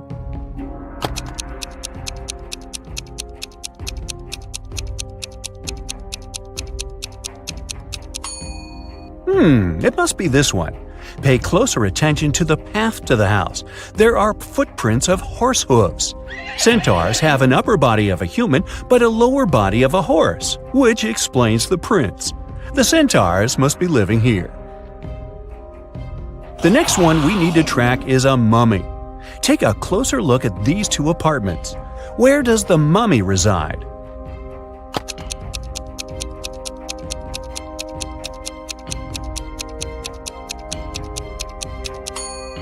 Now, did you notice the bandages all over the room here? It must belong to the mummy, so I bet that's his place. Now it's time to track the Cyclops. Keep your eye out and make your best guess.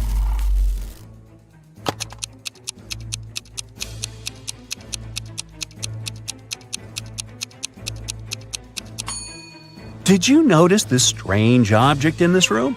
It looks like a pair of glasses, but it only has one lens. Well, that's because it belongs to a Cyclops. They only have one eye. So that must be his place. Okay, we only have one last creature to identify, a gnome. Here are two apartments. Which one does the gnome live in?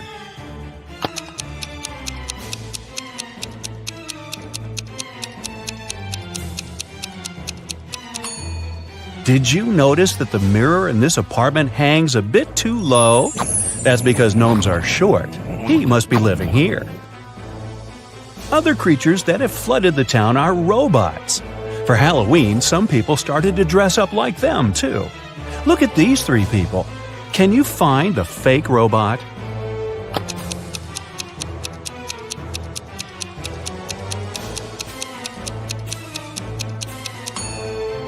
Look at their footprints. The robot on the left has human footprints in the beginning that only later change into tire patterns. He must be the fake robot. Let's train your eyes a bit. Here are Halloween emojis. All of them but one has a pair. Can you find the one that doesn't have a pair?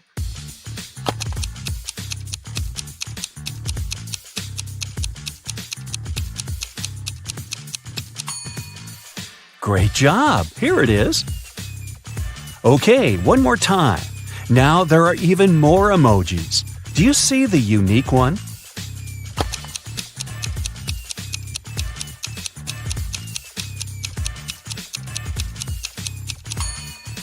Here it is. Good! Now let's proceed. A month before Halloween, Daphne moved into a new modern house that was built in the early 2000s. It was a great house, but Daphne got it for a very low price because it was believed to be haunted. The girl didn't believe in that, so it didn't bother her one bit. On Halloween night, she returned home after midnight. When she walked into her room, she saw a ghost floating there. The ghost looked at Daphne and said, "You know what? You can't live here. It's my house. I've lived here for 100 years and you're making me uncomfortable." Daphne said that the ghost was lying. Why?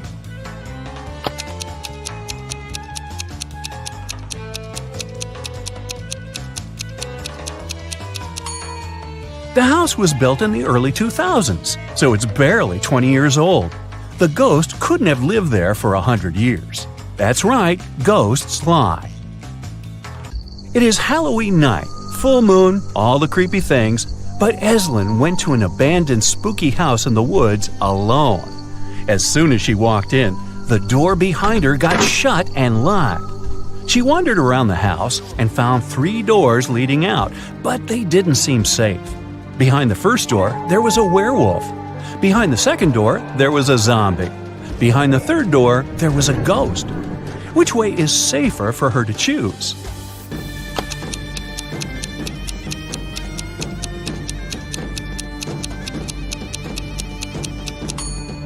Eslyn should definitely choose the third door.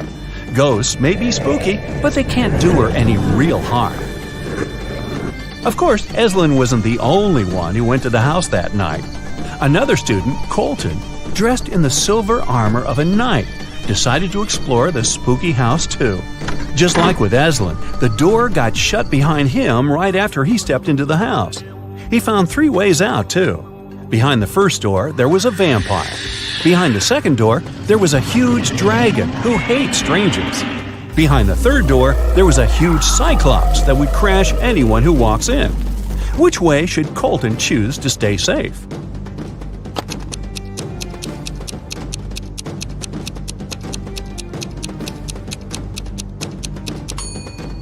Luckily for him, he is dressed as a knight in silver armor. Vampires are afraid of silver, so the first way is totally safe for Colton. On Halloween night, Kennedy wanted to spend the evening with her boyfriend, but her dad was against her dating anyone. To go around it, she lied that she was going to trick-or-treat with her friends and promised to be home by midnight. She returned at 11:30 p.m. Yet her dad got mad at her and demanded to tell him where she really was. Wow! How did he understand that Kennedy didn't go trick-or-treating?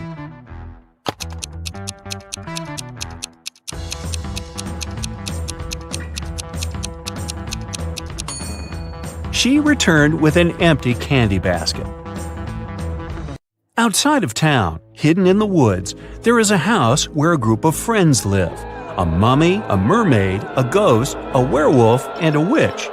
Every Halloween, they eat candy.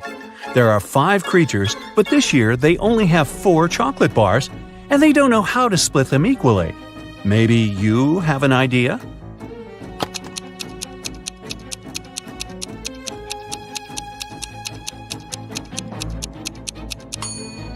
They should split each one of the 4 bars into 5 pieces, and then each creature gets a piece from each bar. This way, everyone will eat exactly 4 pieces of chocolate. Now that monsters and humans live next to each other, let's try to identify who is who. I will be showing you photos, and your task is to find a monster in each photo. Here's the first one. Can you find the monster?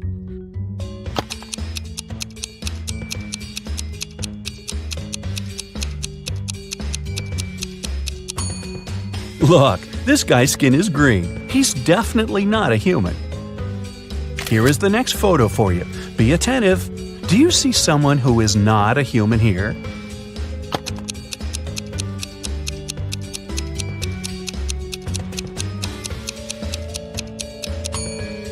This girl in the swimming pool is a mermaid. Good job. Okay, here's one more. It's quite hard, but I believe in you. Who do you think is not a human here?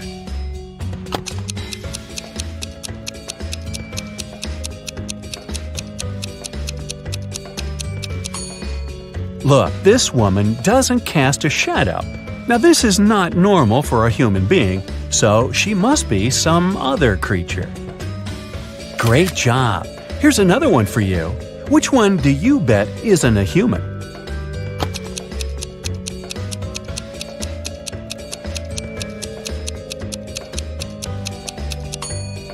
This person is carrying a wand. She must be a witch. This is probably the hardest one. You have to keep your eyes wide open. A photo of a local cafe. Do you see something suspicious?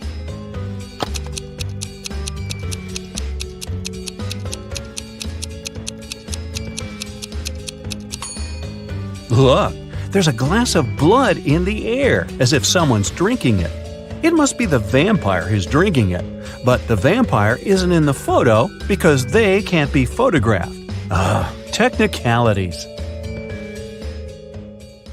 A super wealthy businessman, Mr. Carl Jenkins, has been taken and left locked up all alone in a dark room.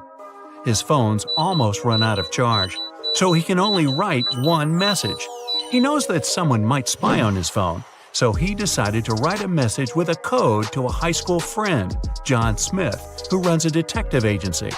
He remembered that in high school, they would cipher messages to each other, so he used the same technique. The message was this. Can you guess what it means?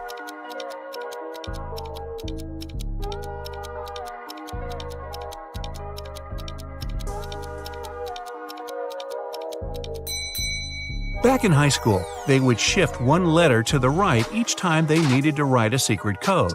To decipher it, you need to go one letter to the left. Their alphabet looks like this. The message is, "It was Eric." Having read the message, John knew immediately who his friend was talking about.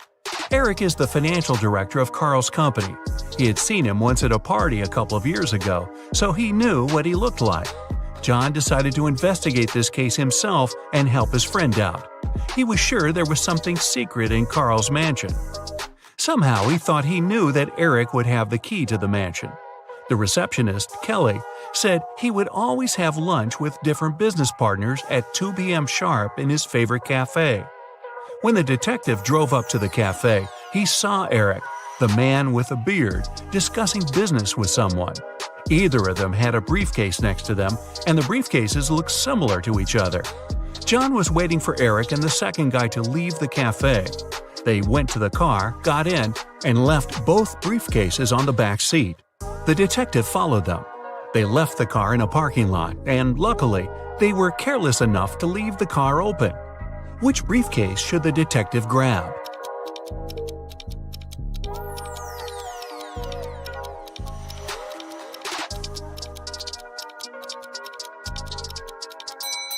The one that looks brand new. While they were walking to the car, the detective spotted a few scratches on the second man's briefcase. Both briefcases were locked with a cipher. Not to make the whole thing suspicious, the detective decided not to take it and cracked the code right in the car. Can you help him open the briefcase?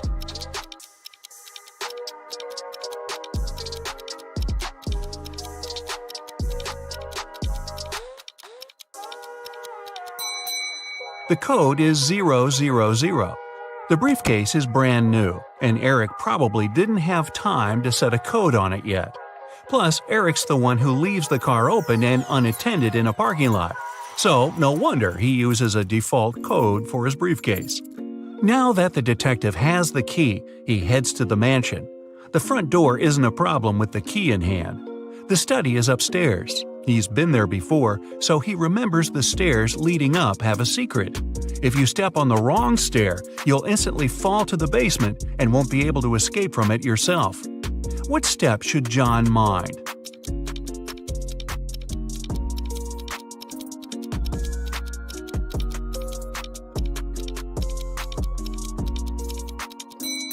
It's the one with the slit in the middle. When you step on it, it opens, and you get into a dark room with bats and spiders. Yikes! Alright, John is finally at the study door, and Carl would always use buttons to open it. You've got only one try. There are 3 buttons, yellow, green, and blue. Which one should the detective choose if he knows that Carl is a big fan of painting?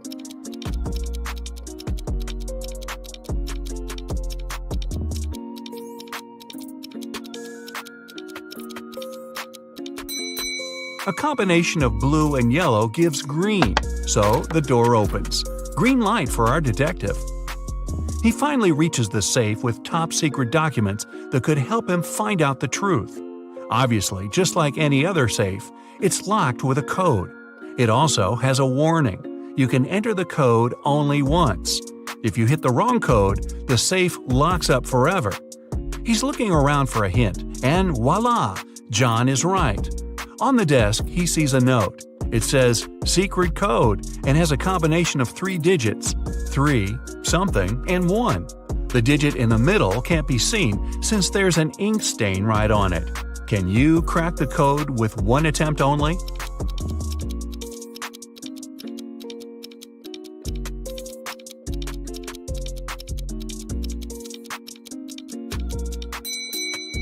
The code is 371.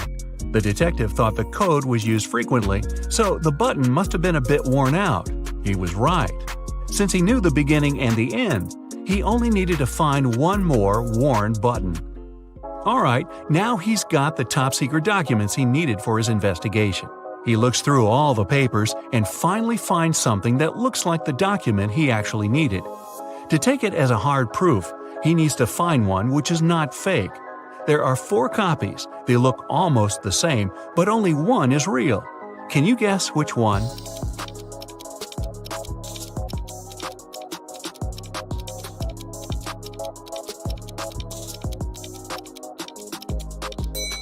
It's the one in the upper left corner. It has a stamp, a signature, and it says agreement. The one next to it looks the same, but it has a spelling mistake. It says agreement.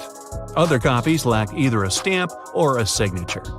So the detective takes a closer look at this agreement and sees something about a painting bought in an auction. He suddenly understands that his friend Carl was taken so that someone could sneak into his mansion and grab that super expensive painting. He's looking at the wall with all the paintings Carl collected and realizes that no painting is missing. There are as many nails in the wall as there are paintings. Still, there's something strange about one of them. Can you spot what's wrong here?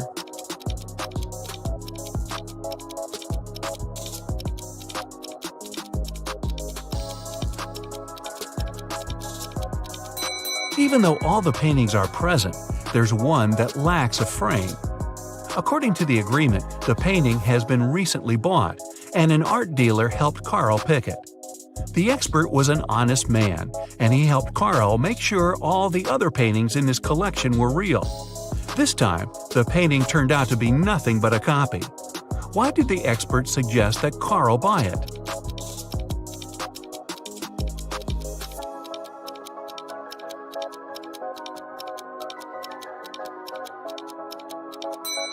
Although the painting cost nothing, its frame was a beautiful and expensive piece of art. The one who grabbed it definitely knew that. Now it's all clear. John has to find both Carl and the precious frame. He goes outside, trying to deduce where the person who took Carl went. Carl is looking at all the tracks on the ground. He needs to follow one of them to understand where to look for Carl. Where should he go?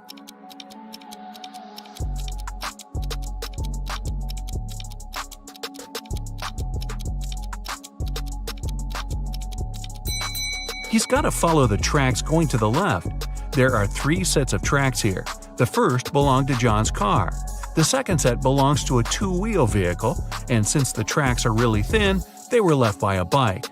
It seems impossible to take someone somewhere on a bike, so these must belong to a mail carrier who comes every day to bring the letters. The last set of tracks definitely belongs to a large car, so John should follow it. He's lucky and there are no turns, so he's just going straight. Half an hour later, he sees something like a castle. He drives up to it and he sees 3 moats in front of him. Here's the first one, a row full of metal stakes. How can John jump over it safely?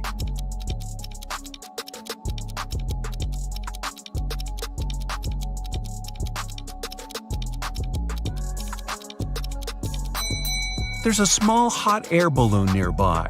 John has to untie it and light the lamp to take off. Since the next moat is on fire, John thinks it's unsafe to fly over it because the air balloon doesn't fly high enough and the lamp doesn't have enough oil to go on for long. Still, he managed to cross the moat with fire easily. How did he do it?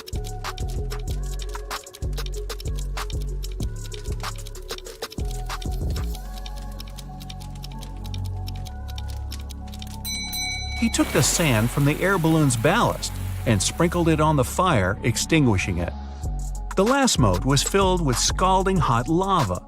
It took John some time to figure out how to cross it, but he managed to do it safely. How?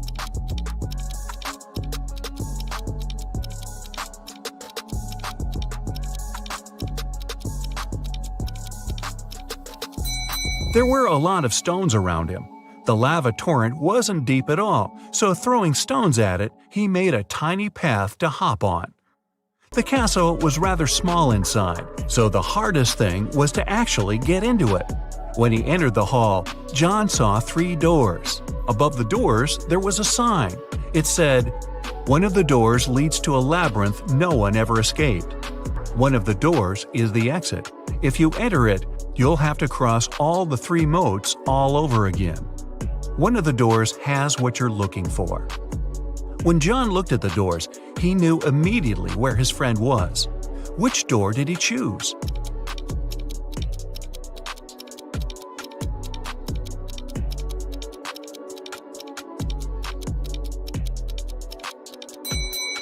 The handles were made of shiny metal, which looks cool but gathers all the fingerprints. The only door with fingerprints is the one on the left. John opens the door and sees his friend. Carl rushes out of that dark room, and while heading to the exit, they spot a few frames. Which one is Carl's?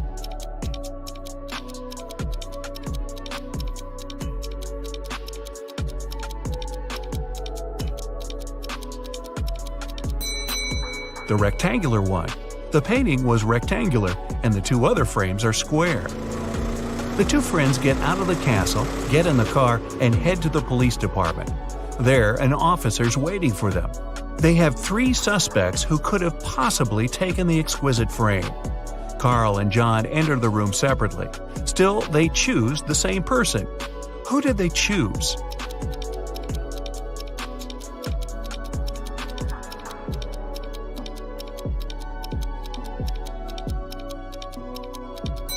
The man on the right.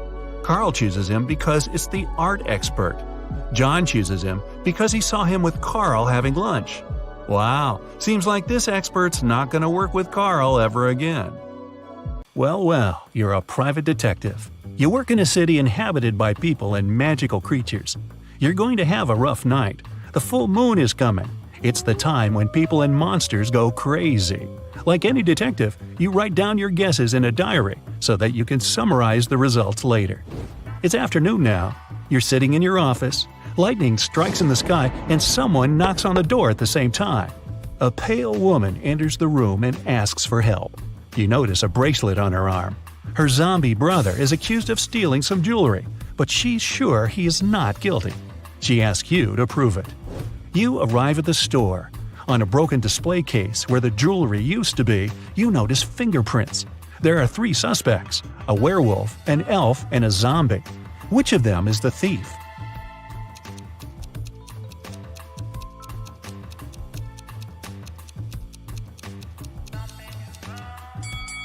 The elf. The zombie has skeleton hands, and the werewolf has hairy paws. Only the elf could leave human-like fingerprints. You drive through the streets and see a group of suspicious people standing by the riverbank. You stop and get out of the car. The people notice you and sprint in the opposite direction. You run after them on the sand along the water, but can't catch up. You look around but don't see anyone. Then you figure out it was your hallucination triggered by long sleepless nights. How did you figure that out?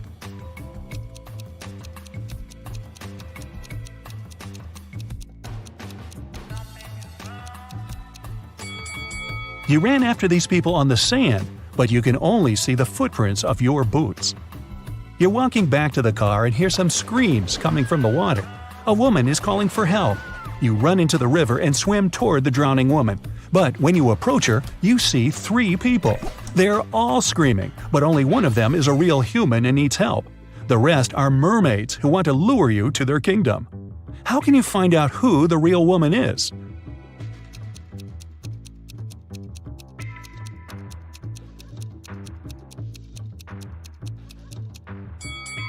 Dive and check who has a fishtail. You save the woman and go to the car. It starts raining. You don't want to catch a cold, so you decide to change your clothes in your apartment. But suddenly, you hear someone scream for help outside.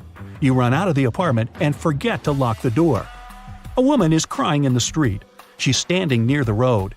In the distance, you can see a car leaving at high speed. The woman says her new car has just been stolen. You get into your vehicle and start chasing the criminal. The suspect gets out of the car and runs toward an abandoned house. He climbs over the fence and disappears inside. You go there after him. In a small hall, 5 zombies are walking in different directions. But zombies don't drive cars. One of them is the thief pretending to be a zombie. Who is it exactly?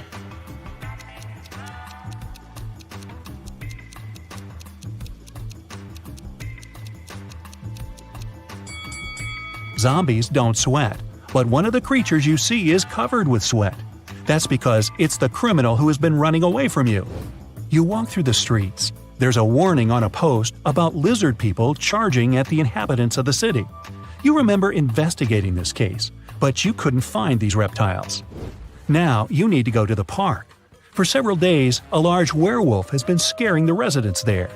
You know that the werewolf has a wife, and she is the only person who can calm the monster down and help him return to his human form. You have found 3 girls. Each of them might be the werewolf's wife you're looking for. You ask his wife to approach him, but none of the girls admits she's the one you need. So you have to make your own choice.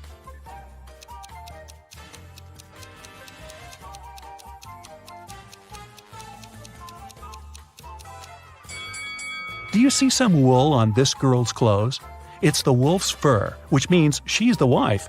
She walks up to the monster, hugs it, and the werewolf turns into a human. You're hungry. You drop by a pizzeria. The owner of the restaurant says that someone has taken all his weekly earnings from the safe.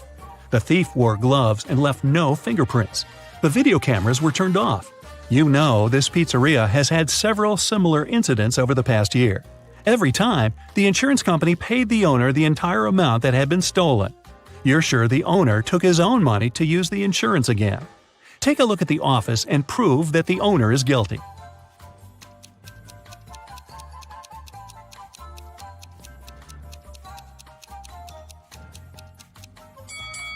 Look at the air vent. Behind the grated hatch, you can see the bundles of the stolen money you've been looking for. There's a long night ahead, and you're feeling sleepy. You go to a small cafe to get a coffee. You give the money to the saleswoman and take the cup with the drink. You take a sip and realize the woman is in danger right now. How do you know that?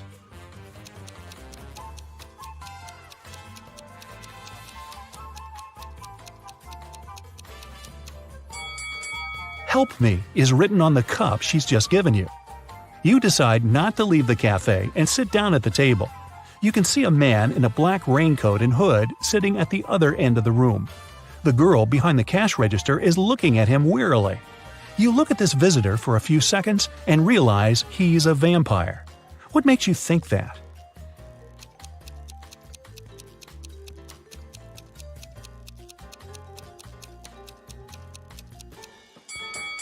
It's night outside. You can see your reflection in the window. The hooded man is sitting by the window too, but isn't reflected in it. He's a vampire. The coffee has cheered you up a little. You're walking along the street, lost in thought. That's why you don't notice an open maintenance hole in front of you. You fall and find yourself in a dark sewer. Phew! Fortunately, you're not hurt. Shh! You can hear some noise at a distance. You turn on your flashlight and slowly walk forward. Soon, you come across a cage with several people inside. They say a mad scientist caught them and put them in this cage to conduct experiments. You need to free the prisoners. But where can you find the key? Carefully inspect the laboratory.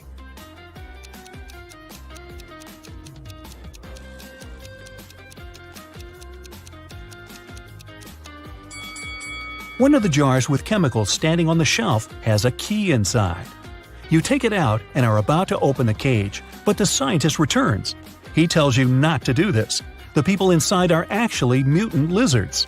The scientist admits that he accidentally turned regular crocodiles into humans. The scientist managed to catch these monsters and put them in this cage. He's going to turn them back into reptiles and let them go. The prisoners say they are humans, and the scientist lies. Who do you believe?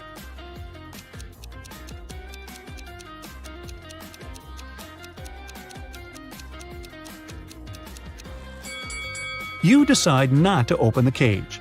Inside, next to the people, you can see pieces of faded skin and scales. Snakes and other reptiles shed during molting. You believe the scientist, and he promises that he will soon fix everything. You're back in the street. It's as dirty and uncomfortable here as in the sewer. Nearby, a bolt of lightning strikes something. You hear someone screaming and run there. A multi-story building is on fire. An old lady is crying.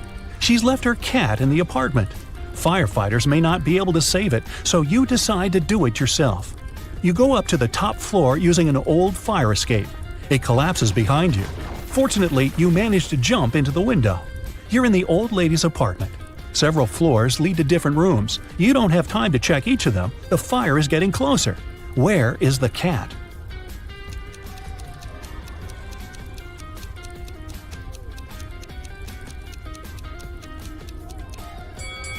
That door is scratched at the bottom. Those are claw marks. The cat must be there. You open the door and see a big black cougar. The fire is everywhere, and you can't go out through the main entrance. There is a window leading to the backyard and a fire escape. Where will you go?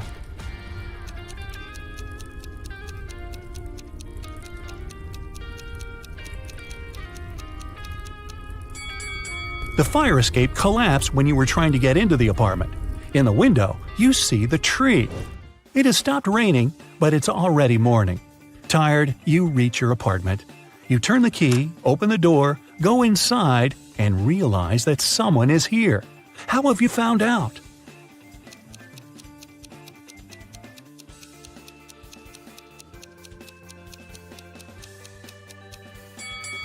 You were in a hurry and forgot to lock the apartment door while leaving. Someone got in and locked the door from the inside, and you had to use the key to open it. You see a human silhouette standing in the shadows and realize that you know this person. Who is it?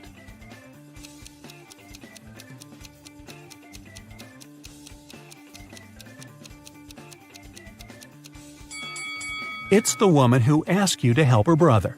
She was wearing a red bracelet. The silhouette has the same accessory. I came here to thank you in person. The door was open, but you weren't at home, the woman says. She asked, how many puzzles have you solved tonight? You realize it's time to look at what you've got. 0 to 3 points. It's too early for you to go out to patrol the streets of a dangerous city and help people. You need more experience. Practice and solve more logical puzzles. 4 to 8 points. Not bad. You've solved more than half of your cases. The city is grateful for that. 9 to 11 points. You're one of the best detectives in this city. Every day you help people, but you feel that you can do better. 12 to 14 points. The sirens of police cars, screams, suspicious faces in dark alleys. You can't live without it, and the city can't live without you.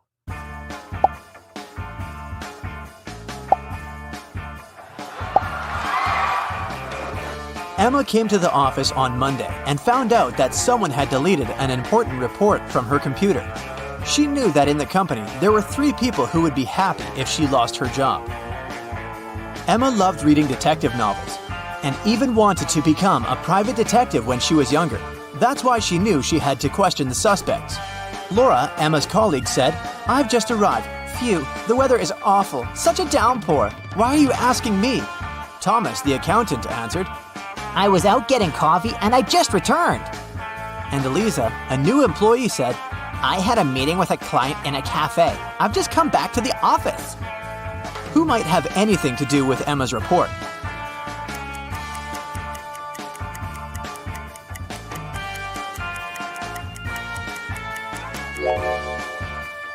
Eliza, pay attention to the suspect's feet. Thomas's and Laura's shoes are wet. They got caught in the rain, but Eliza's high heels are perfectly dry. She must have lied about going out to meet with a client.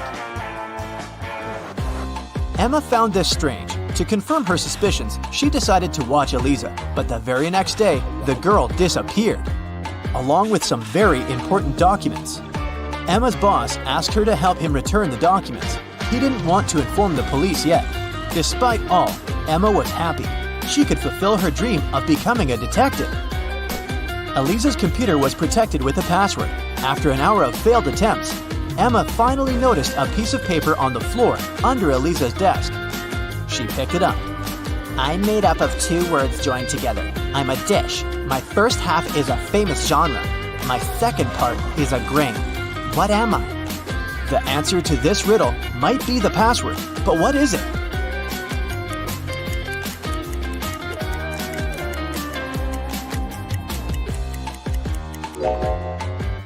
Popcorn.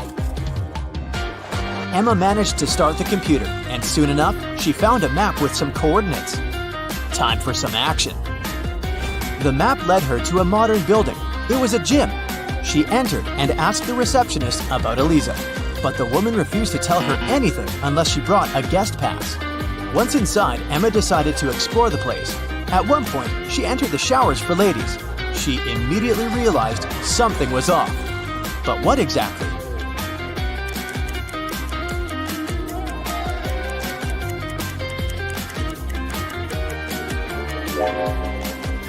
See that man reflected in the window? Who is he, and what is he doing here? Emma was about to run out of the showers when everything went black. When she woke up sometime later, she realized she was in a small room without windows. There was a door with a combination lock. In her hand, she was clutching a note. Spelled forward were those rodents that terrify you, but what you need is spelled backward. You can't touch it, but you can see it at night. What is the password?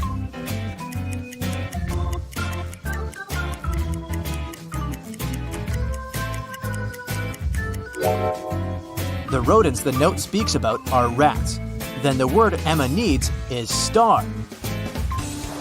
The girl managed to open the door. She rushed out of the room but stopped abruptly. She saw a large armchair. A man was sitting in it. It was the man from the showers at the gym. "Here you are," he exclaimed cheerfully. "I admit that at first I wanted to bring your boss down, but I've changed my mind. I want to play now. If you crack all my riddles, I'll give you the documents and let you go." Emma had nothing to do but agree. The man said, "See, I have a room filled with gold. Once, 3 thieves sneaked into that room, but only 2 of them walked out. After they left, the room was empty. So, where was the 3rd thief?"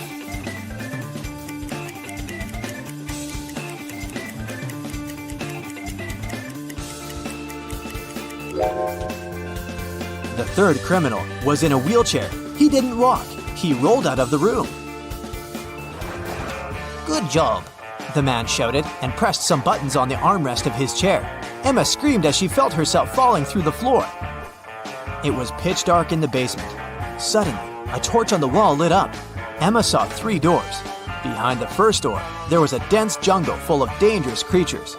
Behind the second door, there was a gigantic fire-breathing dinosaur whose breath could burn through any kind of material.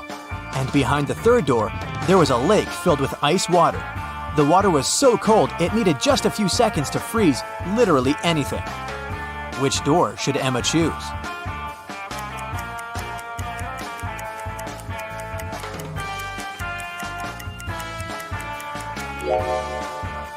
She should walk through the second door. Even if dinosaurs were still around, they wouldn't be able to breathe fire. It was the correct decision. The dino turned out to be a skillfully made statue. But there was just one door leading out of the room, and it was locked too. Ah! Emma was starting to get impatient. Luckily, there was another note with a hint. There were drawings on it: a banana, a sunflower, a rainbow, and an apple. Emma thought for a while, then pressed 4 numbers on the panel near the door. The code was correct, and the door opened. What numbers did the girl press?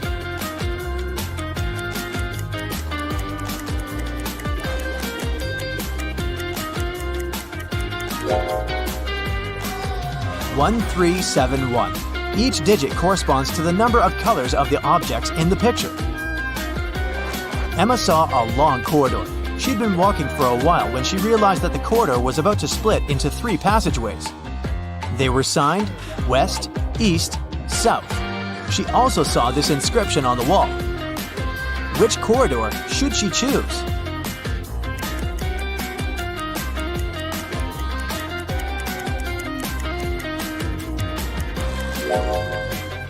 Emma tilted her head and looked at the inscription upside down. This way, it read, South. That's where she needed to go. Soon, the girl saw 3 doors on her way. On the floor, there were 3 keys that could open these 3 doors. What is the biggest number of attempts she will need to figure out the key for each door?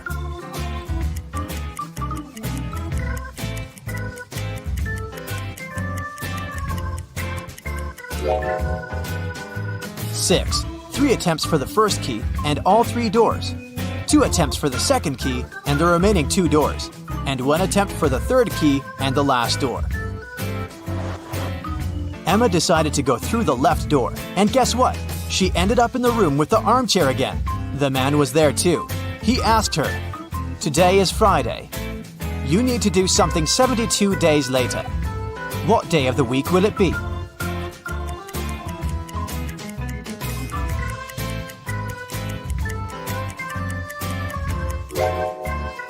Emma understood it really fast. It would be Sunday. Look, 72 days equals 10 weeks plus 2 days.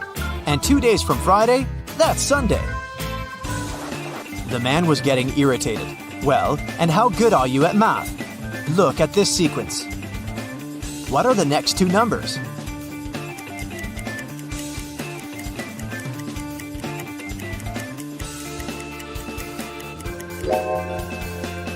The next 2 numbers should be 20 and 28. There are 2 groups of numbers in this sequence: 11, 14, and 17, and 19, 22, and 25. In both of them, each next number is 3 more than the previous one. It means that in the first group, the next number is 20, and in the second group, 28. Then, the man offered Emma a bet. He said he would put 1 red and 1 blue marble in a box. If the girl picked the blue marble, he would let her go. But if she got the red marble, she would have to stay and help him around the house for a year. Emma knew that the man was going to cheat, because why would he take a risk like that? He would probably put 2 red marbles instead of 1 red and 1 blue. But how can she prove it? After thinking for a while, she managed to win the bet. How did she do it?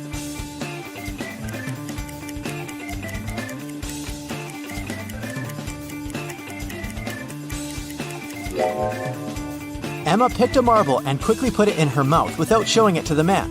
The marble that remained in the box was red. According to the rules, it meant that the marble Emma had chosen was blue. The man didn't want to admit that he had tried to cheat. Okay, I'm not going to go back on my word, but here's the last riddle. If you crack it, you're free to go. How can you turn 6 into an odd number?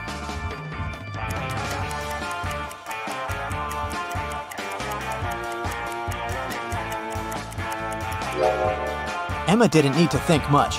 She removed the letter S, which left IX. That's the number 9 in Roman numerals, and this number is odd. The man could do nothing. He gave Emma the documents and let her go. The girl was happy. Do you think she should pursue the career of a detective? Julie worked in a Prada store in New York. Everything there was expensive, and most clients paid by credit card. But one day, she got a client who got a purse, a wallet, and a dress. All that cost her $3,990. But the woman decided to pay in cash.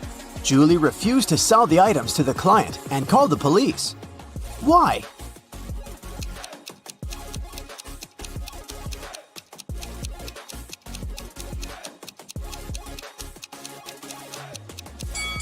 Tried to use to pay. They are 2 $2,000 bills, which don't exist. The police of Atlanta were notified that a prisoner had escaped from Chicago and taken the plane to Atlanta. Of course, an officer was sent to the airport to find the prisoner and capture them. The police officer spotted 3 people who looked similar to the criminal. Take a look at the passengers. Which one should be arrested?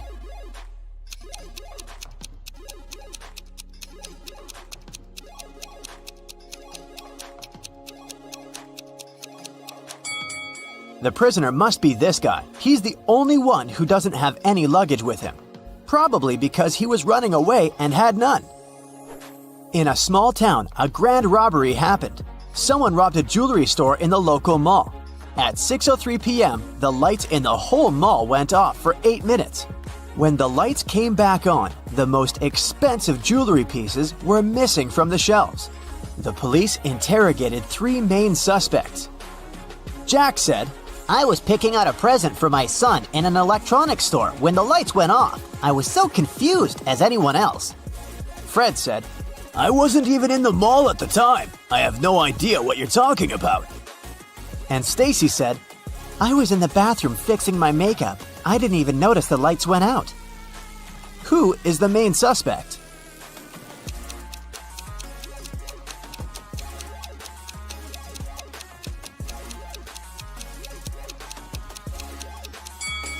It's Stacy. She said that she hadn't noticed that the light had gone out, but they went off everywhere, including the bathrooms. She would have noticed it, so she's lying. Ava has always wanted to get a cat, but her mom wouldn't allow her to have a pet. So, when one day she found a kitten on the street, she brought it home, but kept it a secret. She succeeded for 2 weeks, but one morning she went down to the kitchen. Have you been hiding a cat in your room? Her mother asked. How did she figure it out?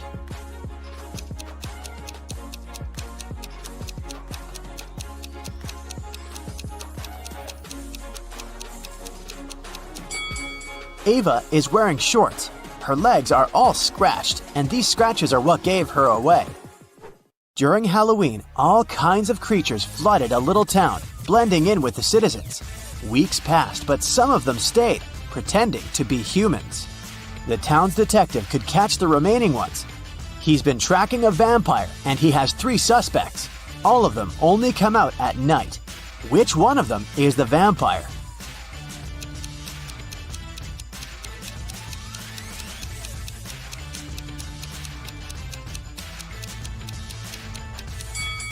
This guy is pale, but it doesn't necessarily mean that he's a vampire.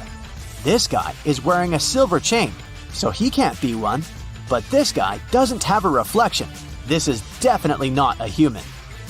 Ned works in a club, and his job is to check people's ID cards and not let inside any suspicious people or people below the age of 21. Take a look at these 3 ID cards and figure out who isn't supposed to enter the club. Okay, here's the first guest for you. What can you say about this man?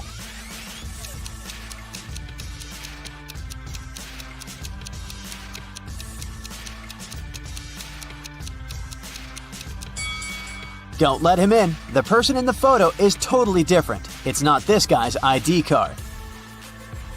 Okay, here's the next one. Keep your eyes wide open. Do you see anything suspicious?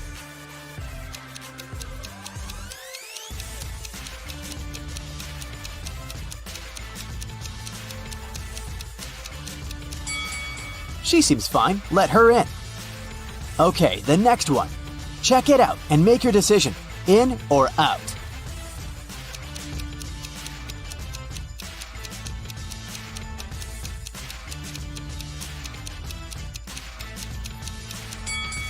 Las Vegas is written with a W. It's a typo, which is unacceptable for official documents. This ID must be fake. Here's the next guest for you to examine. What's your verdict? Will you let her in?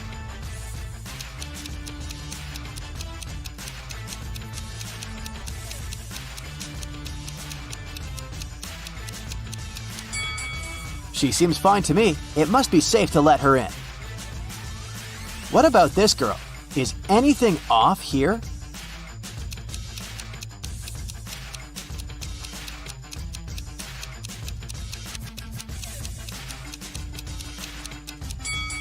She seems fine to me too.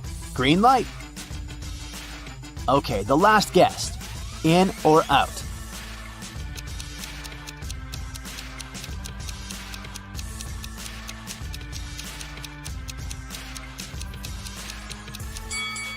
Look, the woman in the photo has a brown right eye and a green left eye. The real woman has a brown left eye and a green right eye. This is too suspicious. I wouldn't let her in. Amelia is a huge modern art enthusiast, and she wants to take her siblings to a new exhibition. A ticket for one person costs $18. A ticket for 2 costs $30. And a ticket for 3 costs $45. If she wants to pay as little as possible, should she invite her 2 siblings at once or go with each of them separately?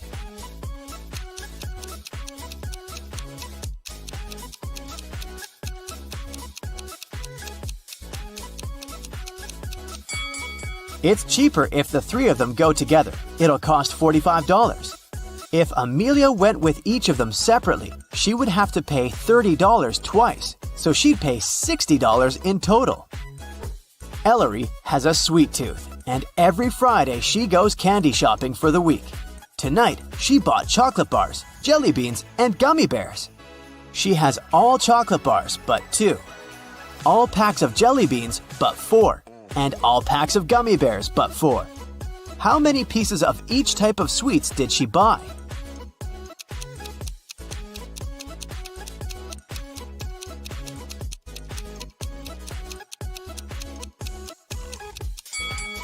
Chocolate bars are all but 2, which means that there are 2 packs of jelly beans and gummy bears together.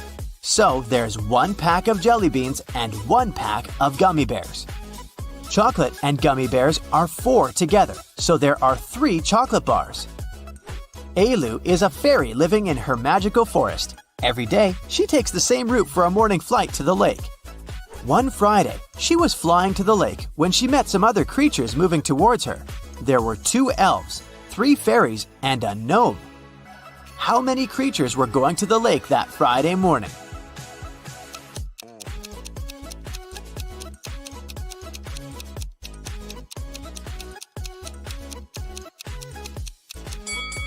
just Elu. Everyone else was going in the opposite direction. Lily and Della are twin sisters. Both girls failed their history test at school, and their mother made them study all weekend. In the middle of the day, Mrs. McAdams came to check on the girls. Take a look at Lily and Della. Which of them hasn't been studying?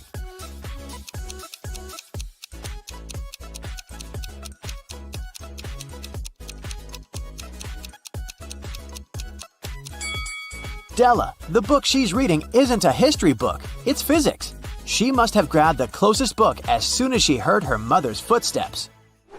A rich lady was booking into one of the best hotels in the city. When she got her key, she noticed that her bags had been stolen. The police interrogated 3 main suspects. Mr. Collins said, "I wouldn't steal anything. I'm rich. I live in the penthouse on the 20th floor." Mrs. Jones said, "I've just returned to the hotel. I've been out all day." And Mrs. Smith said, "I wouldn't steal anything. I have too much stuff myself."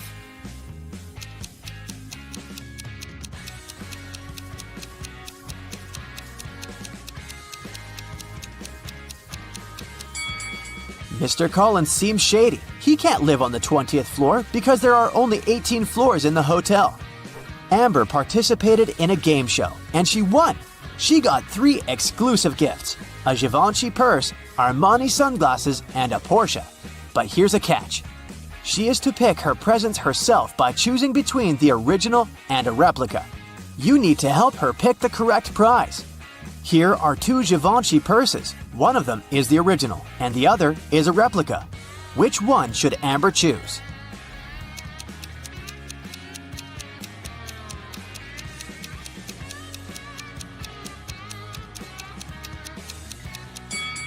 This one, it has the correct logo, so it must be the original. Now, there are 2 seemingly identical pairs of sunglasses, but only one of them is the original from Giorgio Armani. Which one?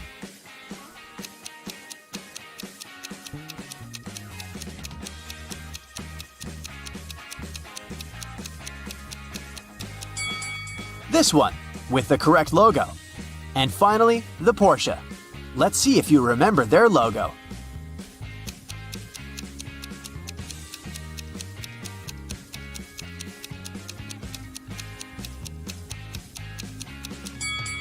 Yes, this is the one. Great job.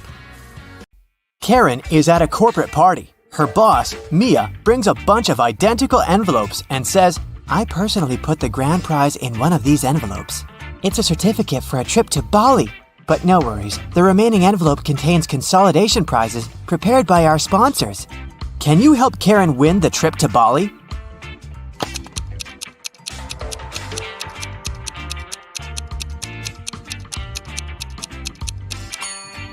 There's a lipstick print on this envelope. Mia has a similar lip color. She said that she had personally packed only one envelope, so the grand prize should be here.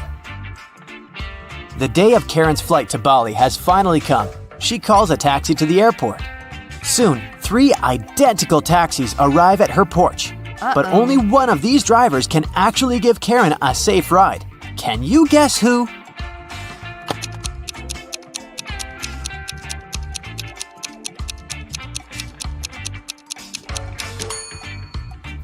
The second car has a flat tire, and the driver of the third taxi is a werewolf. Take a look at his claws. It's a full moon, so he'll turn into a wolf soon. Therefore, Karen should choose the first taxi. Karen's luggage is too heavy, so she goes to the cash register to pay for the excess. Oh no, her card holder is gone. Karen asks 3 people standing nearby, "Have you seen a pink card holder?" The cleaner says, "I found 2 lost wallets today, but none of them look like yours." The cashier says, I was busy with another customer, so I didn't look around. and another passenger says, "Don't waste time, honey. Block your cards as soon as possible." Who stole the wallet?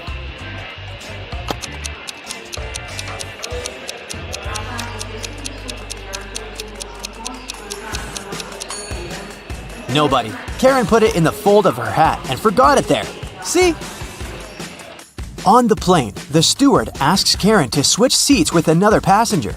Karen can choose one of these 3 seats. Can you help her figure out the best option?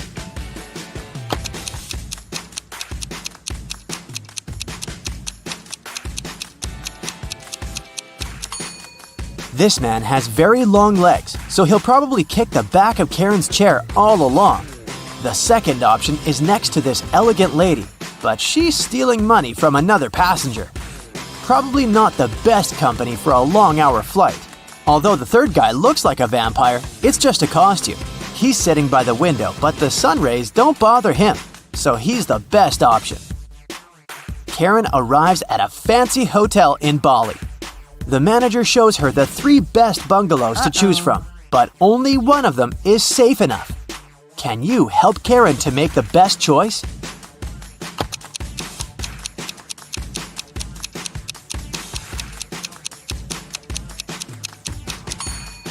The first bungalow doesn't have a door, which makes Karen an easy target for robbers and mosquitoes.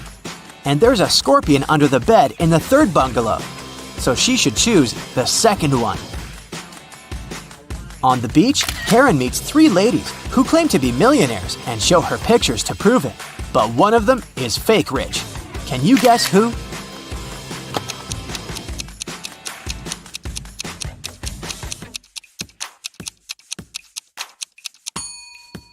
It's the first lady. She's just modeling for an electric toothbrush commercial, so her luxury is artificial.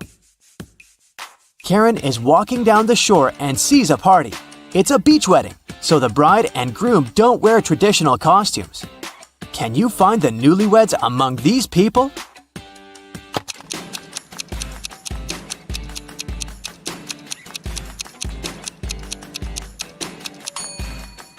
Take a look at the cake. The letters say Harry plus Amy. This lady is wearing a necklace with the name Amy, so she's the bride. And now look at the flower garland around her neck. Only one person is wearing the identical garland, this guy, so he's probably the groom. Karen spots her former classmate, Tom, among the guests. He's talking to a strange lady. The lady is wearing a hoodie and standing with her back turned to Karen, so Karen can't see her face. Tom and the lady leave together and hide from everyone on the roof of the beach restaurant where the party takes place. Later that night, Karen also visits the roof. There's no one else here, but after checking the roof, Karen knows for sure which of these 3 ladies is Tom's secret girlfriend. How did she know?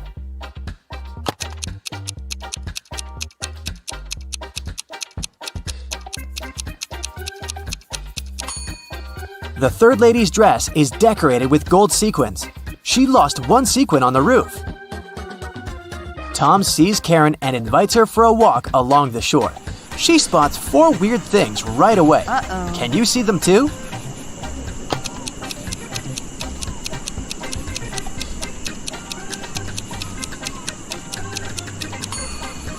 A mermaid is hiding in the waves. This sandcastle has electric lighting. Tree branches flutter in the wind to the right, but the flags to the left. And finally, the moon has a creepy face. The next morning, Karen goes to the buffet breakfast. She wants to get a smoothie, but there's no information about the ingredients in English. Unfortunately, Karen is allergic to strawberries. Can you figure out which smoothies are safe for her?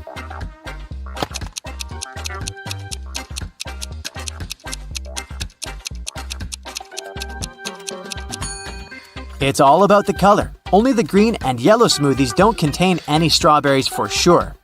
Other options are risky. Karen enters a spa center.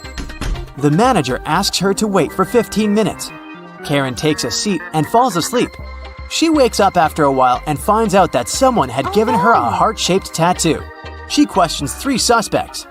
Bobby, the client, says, "Lady, I've just arrived on my motorbike. If I see any crazy tattoo artists around here, I'll tell you." Leah says, "I've been cleaning the bathroom within the last 30 minutes. And Tony, the massage therapist, says, "Sorry, I was busy with my client, so I didn't look at you at all." Who's lying?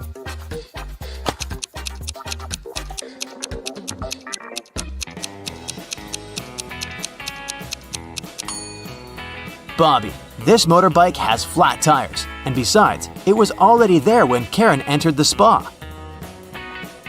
Luckily, the tattoo was temporary, and the massage therapist helped Karen to remove it, but he charged her $5 for his help. Karen arrived at the spa during happy hours when they offer a 45% discount on all services. So Karen paid only $12 for a 1-hour massage. Also, she had a pedicure for $7. When Karen left, she found a $50 bill on the ground. How much money did Karen spend in total? Can you count?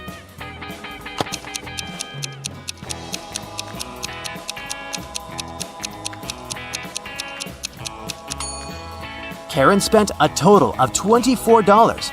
As for this $50 bill, it's fake, so it doesn't make any difference. Karen brings her clothes to the local laundry owned by 3 sisters. She returns to pick up her stuff in 5 hours. Unfortunately, someone has burned her favorite dress with an iron. Karen gets furious and questions the sisters. Mia says, "I didn't iron today, it must be Pia."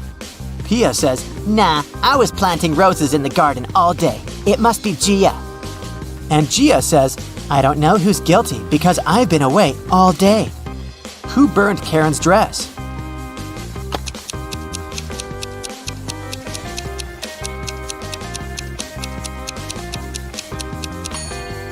It was Pia. Take a look at the garden. Can you see any roses? Exactly. Karen returns to her hotel room and finds a huge bouquet in a vase. The note says, "Love, your secret admirer." Karen calls the reception to find out more. The manager says, "One of the hotel's male guests ordered the flowers, but I can't reveal his name." Only 3 male guests stay in this hotel at the moment: Hans, Jacques, and Will. Karen meets them all at the beach and spots her secret admirer right away. Do you have any clue who it might be?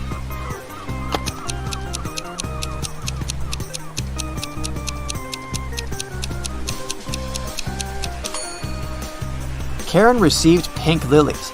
Take a look at Hans's shirt. It has a print with pink lilies. He loves these flowers, but this doesn't prove anything.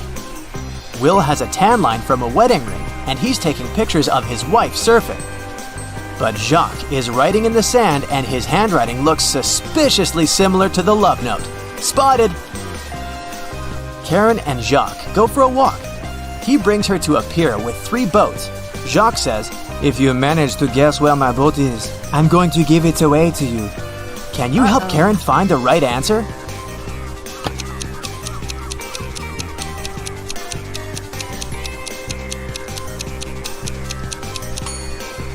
Someone's sleeping on the second boat, but this doesn't mean that the person is the owner. The third boat is called Jacques, but this name is quite popular. Let's take a closer look at the first boat. Can you see the red trousers on a hanger? They match perfectly with Jacques' jacket. Therefore, this is his boat. Henry and Mia lived together in New York. They wanted to run away from big city life and celebrate their anniversary in the wild. So the guys used a special online service and found 3 available options nearby. Bob offered his cozy treehouse in the woods for a reasonable price. Julia offered this fancy geodesic dome with all conveniences. It's a 2-hour drive away from New York. And Crystal offered an old mansion that she'd inherited from her granny. Can you help the guys make the right choice?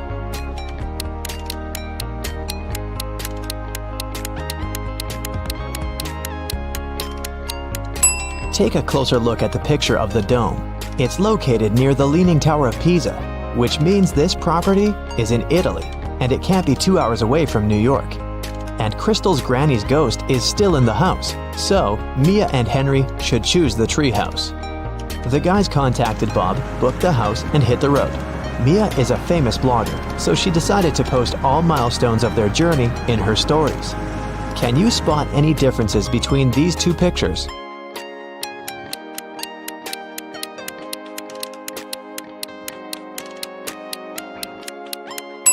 Here they are. What about these 2 pictures?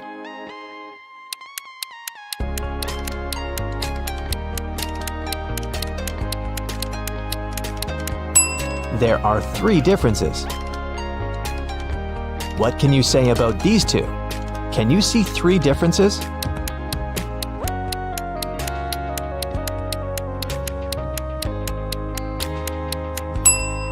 Here they are.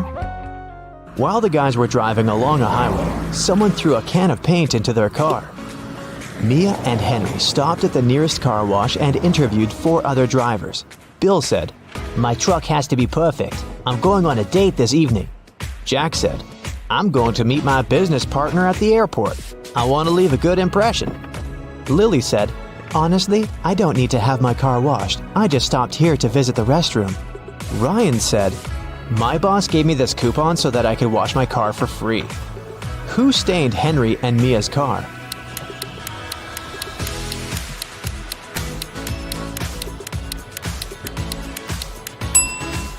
Lily. Her right hand is stained with the paint of the same color, and besides, she has a print of Mia's face on her t-shirt. She's definitely obsessed with her. The guys washed their car and continued on their journey. They had to choose one of these 3 roads to reach their destination. The first one went through toxic swamps. People often get lost in that area. The second path went near a river with creepy sirens. Their singing made everyone jump into the water. And a band of angry robbers was waiting on the third road. Which way should the guys opt for?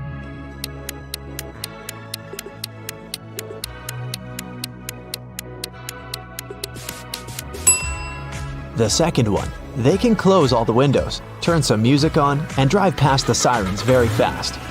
Mia suggested visiting the farmer's market to buy some fresh produce for their romantic weekend. When they entered the marketplace, 3 sellers offered them apples, but only one deal was safe enough. Can you help the guys make the right choice?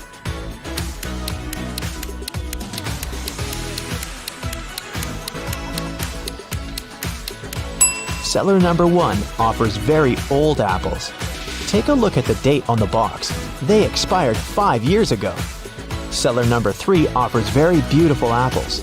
But pay attention to his assistant. She's putting shoe polish on the apples to make them look better. So, Mia and Henry should pick the second seller. Henry and Mia left the market and put all their purchases into the car. Suddenly, Henry realized that he'd left a bag with cabbage at the farmer's stall. He returned but couldn't find the bag. Henry questioned 3 people he saw nearby. Vera said, I only eat fruit, mister. See, I've got bananas and apples. Bella said, Yes, I saw your bag. The seller put the cabbage back on the shelf. And the seller said, I don't know what's going on here. I spent the last 10 minutes in the bathroom. Who's lying?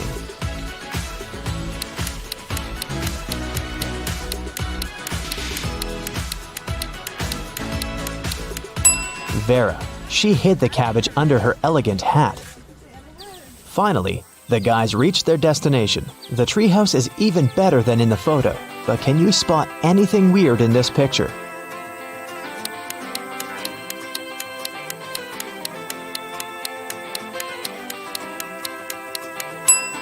This raccoon is wearing sunglasses. The owner of the treehouse, Bob, lives in another country, and the house is located 15 miles away from the village and other people. That's why Bob installed a special digital clock on the door. When Henry booked the property, Bob gave him a 6-digit password. But unfortunately, Henry had lost it. Here's a hint. M80. Can you help the guy crack the code?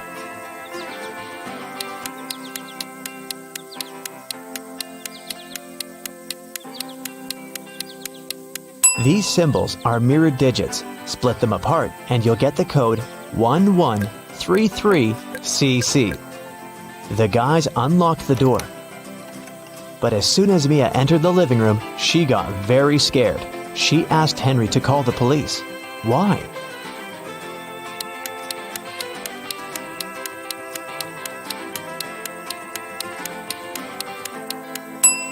The treehouse is in the middle of nowhere. Who lit the candles and the fire? The house was locked. Henry checked all the rooms, but found no clues. What about you? Any ideas who that could be?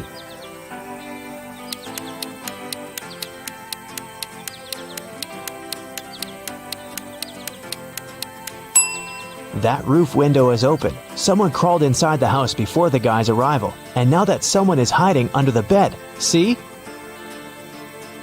The guys called the police. Officers promised to arrive within an hour. Mia decided to take a shower. When she returned to the living room, she realized that Henry had disappeared. Mia searched the garden, then checked all the rooms in the house, and returned to the garden again. But she failed to find any clues. Can you help her?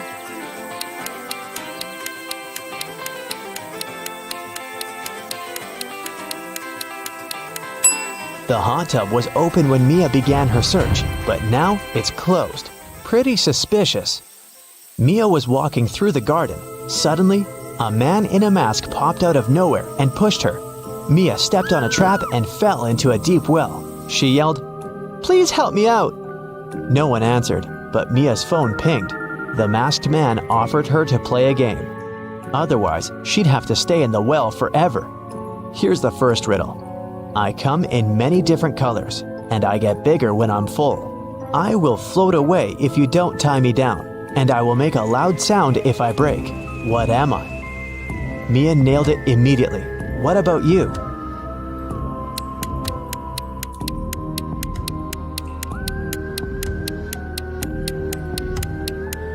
The correct answer is a balloon. Here's the second question. I can jump and I can climb. With many legs, I swing from tree to tree. I can make a house much bigger than me. What am I?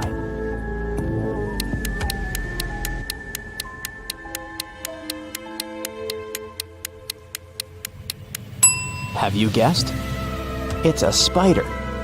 And the final question.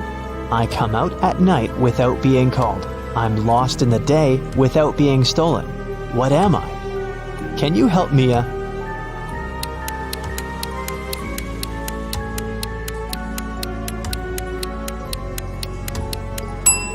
The correct answer is a star.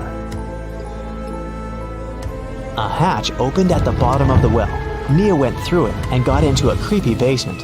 There, she found 3 ways to freedom, but every door hid some danger. A fire-breathing dragon was sleeping behind the first door. The corridor behind the second door was filled with high-voltage wires. And a vampire was waiting behind the third door. Suddenly, a message appeared on the screen of the girl's phone. Hurry up! Soon the walls will close in and smash you. Which way should Mia choose?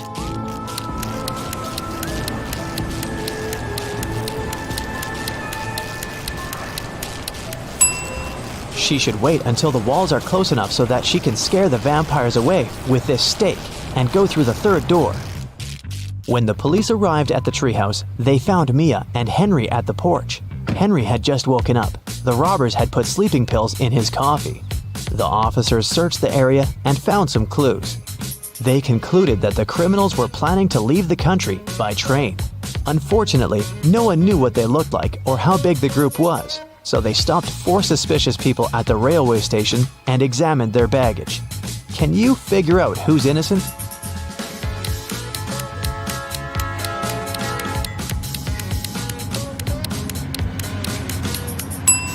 Why would a bald man need shampoo? And this supposedly blind person has a flashlight. This guy is carrying 3 tubes of toothpaste, but no single toothbrush. It seems that only the third guy isn't a criminal. 3 friends lived not far from one another and often met to drink some coffee together. Their names were Mr. Blue, Mr. Red, and Mr. White. One day, they noticed that under their coats, they were wearing t-shirts of different colors: red, blue, and white.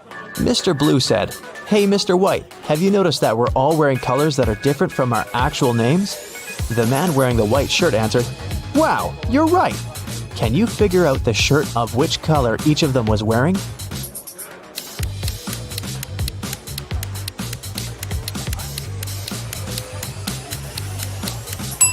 Mr. Blue can only be wearing white or red, but we've already learned that someone else is wearing the white shirt.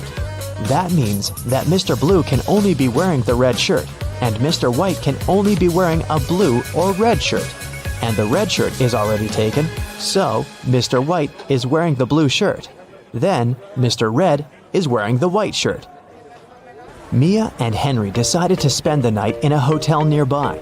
The manager said that they only had 3 free rooms. Can you help the guys choose the best option?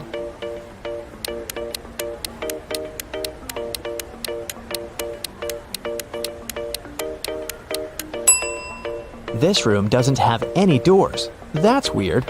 And this room has a cracked mirror on the ceiling. It's too risky. The second option looks pretty safe and nice. The guys checked in, and Henry asked Mia, "Well, where do you want to go now?" She answered with this riddle. "You used to visit me when you needed to know, but I've been lonely since the internet was born. What am I?" Have you guessed?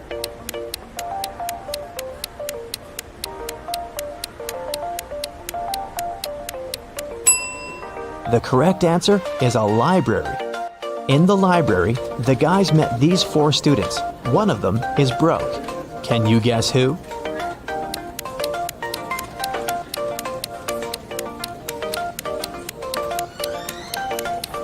Student number 3. Her uniform is too large for her body. It must have belonged to her sister. Miss Harrelson called the police and reported that someone had broken into her house. When the officers arrived, they found the woman tied up to a chair. She said a man in a black mask had entered her house and tied her up so that she couldn't even move. Then he had stolen all her savings and left. But the officers didn't believe Miss Harrelson and arrested her for misreporting.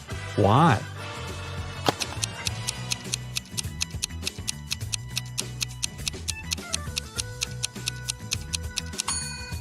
If the woman couldn't move, how did she manage to call the police? It was Hazley's birthday. Her parents said that they had a present for her, but she had to find it first. To help the girl, they gave her a note that said, "Where should the girl look for her present?"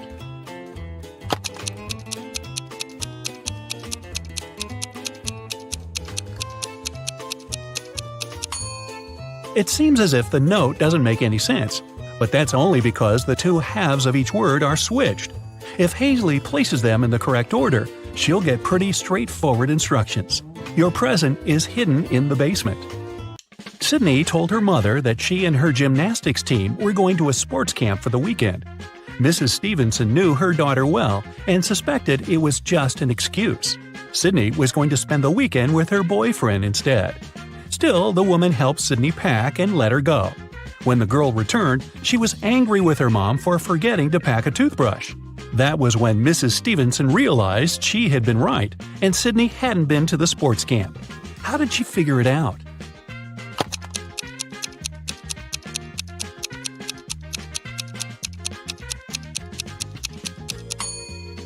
When she packed Sydney's things, she put the toothbrush in the bag with her gymnastics clothing. If her daughter had indeed been to the sports camp, she'd have opened the bag and found the toothbrush. But she didn't, which means she never used that bag. Look at these people who are doing their grocery shopping. One of them has stolen a watermelon. Can you tell who?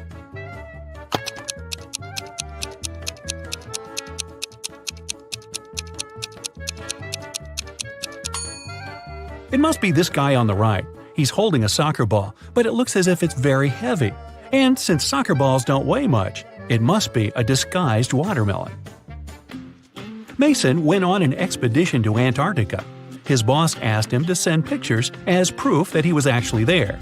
Mason sent pictures every day, but when he returned from the expedition, his boss fired him. Take a closer look at the pictures and try to understand what his boss didn't like.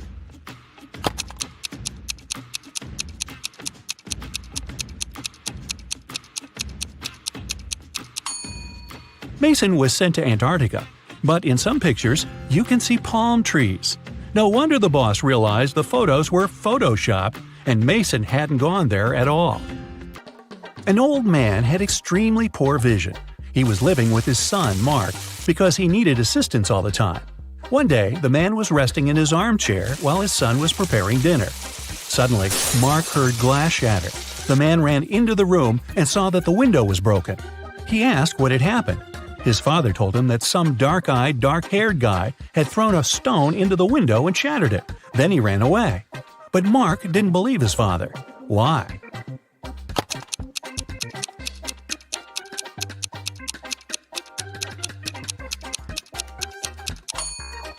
The man had extremely poor vision, and he wasn't wearing his glasses at the time of the accident. He couldn't see the guy, let alone the color of his hair and eyes.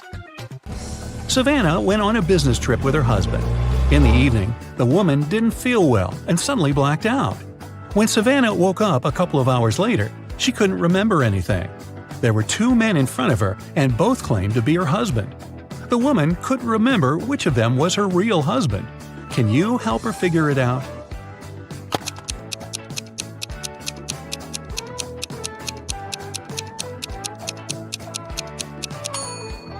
They went to a business meeting. That's why they are both dressed accordingly. The guy in a hoodie doesn't look formal, so her husband must be the other one, the man who's wearing a suit. Now, this girl, Susanna, can't remember who her husband is too. Can you help her?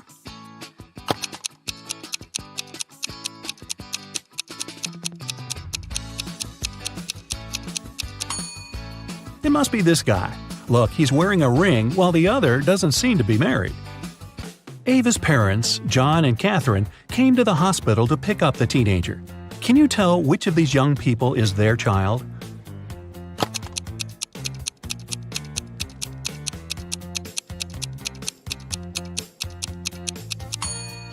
It's this girl. John and Catherine are Ava's parents. Ava is a girl's name, and she's the only girl in the room. Esme was having her usual walk in the forest. By nighttime, she realized she had gotten lost again. She was wandering around until she came across the witch's house. The girl petted the cat, greeted the witch, and asked the woman to send her home. At that time, the witch was participating in a math tournament for witches from all over the world. She really wanted to win and to prove she was the smartest witch out there. There was one last task she couldn't solve. The witch promised that if Esme helped her, she'd let her go home. If not, Esme would have to stay with the witch forever. Here's the task. Make 3 identical squares by moving only 3 matches.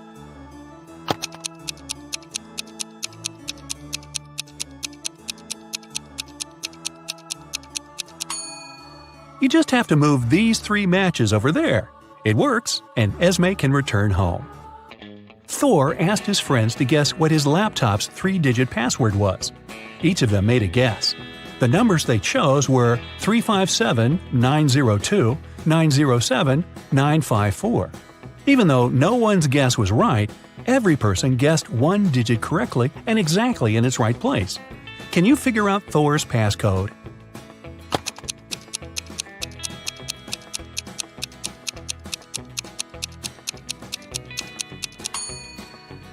Since just one of them guessed 1 digit correctly, the first digit can't be 9. In this case, 3 people would have guessed it right, and there wouldn't be enough people to guess the 3rd digit. The only other option for the first digit is 3, which means the 2nd digit can't be 5 and the 3rd one can't be 7.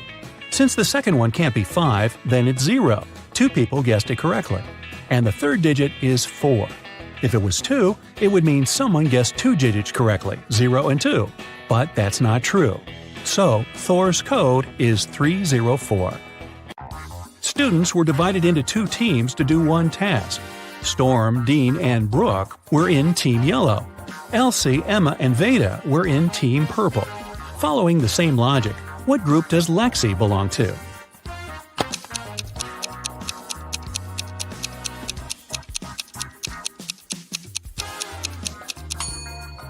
In Team Yellow, there are students whose names have just 1 syllable. In Team Purple, there are students with the names that consist of 2 syllables. Lexi's name has 2 syllables, so she belongs to Team Purple. Atlas got trapped in the attic of an old house. There are just 3 ways out, and all of them dangerous. Behind the first door, the roof and the floor are made out of magnifying glass, and the sun will burn anyone who comes in. Behind the second door, there's a room filled with poisonous gas, and the third door is hiding a hungry lion. How can Atlas escape?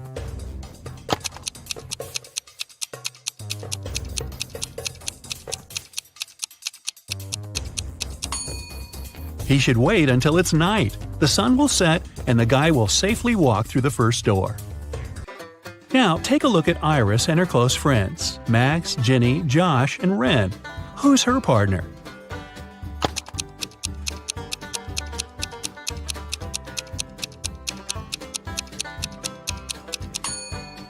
It must be Josh. Look, they have matching tattoos. On a rainy night, Dylan was driving past a bus stop.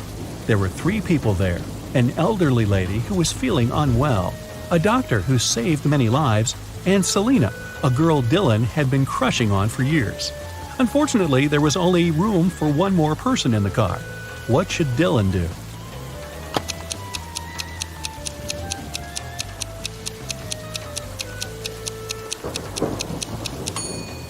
He should give his car to the doctor, who would take the elderly lady and drive her to the hospital. And Dylan can stay at the bus stop with the girl of his dreams.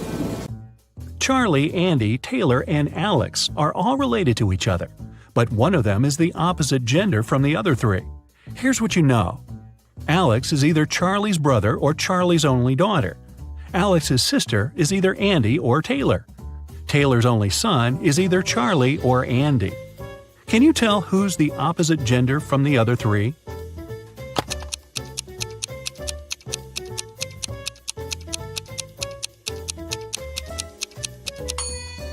If Alex is Charlie's only daughter, then Alex cannot have a sister. It means that Alex is Charlie's brother. If Alex's sister is Andy, then Andy's a girl. And according to Fact 3, Charlie is Taylor's only son. But Alex is Charlie's brother. So we have a contradiction here. It means that Alex's sister is Taylor. So Taylor's a girl. Charlie, Alex, and Taylor are siblings. And Andy is Taylor's son. Keenan was watching TV when a detective arrived with a search warrant. The detective said that the city bank had been robbed, and Keenan was the main suspect. The man replied that he hadn't even left the house that day. He couldn't do anything. The police didn't find the money, but still arrested the man. Why?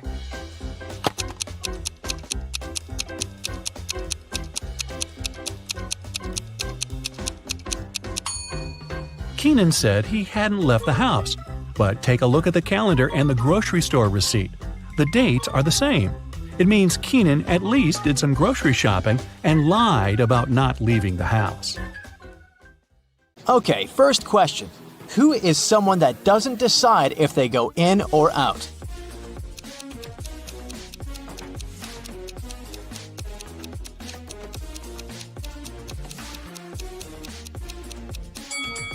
That's a prisoner. And today, you're going to be a true detective solving some prisoner riddles. Ready? Here's a task for you. Take a good look at these 3 houses. In one of them, a person who recently escaped from prison resides. In which house do you think they live?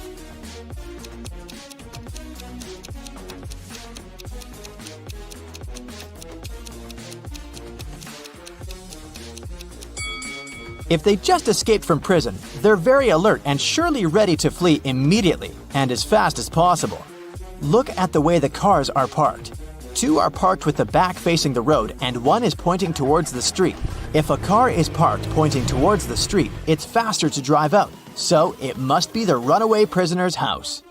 A prisoner has a chance to escape prison. He has a choice of 2 doors. Behind one, there's freedom, and the other one leads back to his cell. He doesn't know which is which. In front of either door, there's a guard. One of them always lies and the other always tells the truth. But again, he doesn't know which one is which. The prisoner can ask one question. What question should he ask to get out?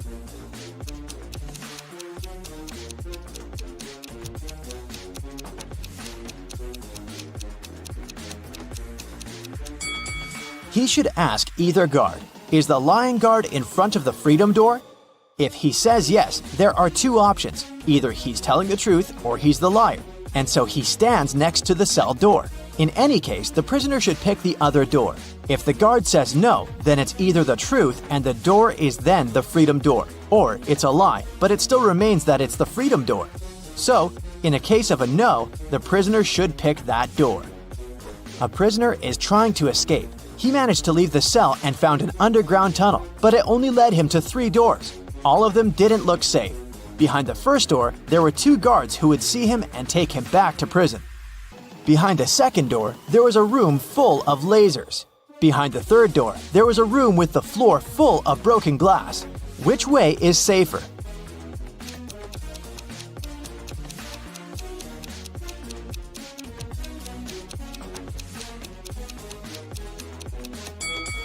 The prisoner should pick the last door. The floor is covered in broken glass, but he's wearing shoes, so it can't cause him much harm. Another prisoner is trying to escape, and he almost succeeded. There are now 3 doors in front of him. Behind one, there will be 3 hungry and angry dogs. Behind the second door, there will be an explosion in 5 minutes. Behind the third door, there is a guard. Which door should the prisoner pick to get out successfully?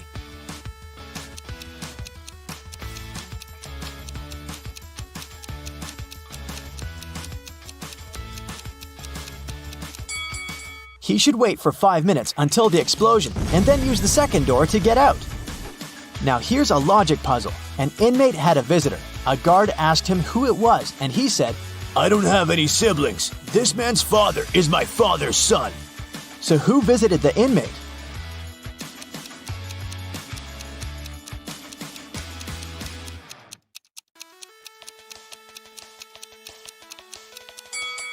Since the prisoner doesn't have any siblings, then my father's son is him himself. And he is the father of the guest, so the guest is his son. An inmate got sick, and now he has to take pills to keep his illness under control and also not to infect anyone else. He got 3 pills which he has to take every hour. How long will it take him to take all the pills?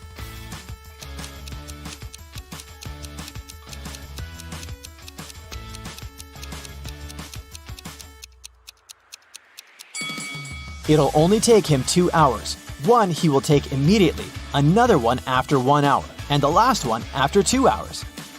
An inmate escaped from prison. His best friend was waiting for him in a car, so the prisoner hopped in and they drove away. The police are now chasing them. This is the car with the prisoner, and these 2 cars are identical. Watch the car with the prisoner carefully. Which car is the escapee in?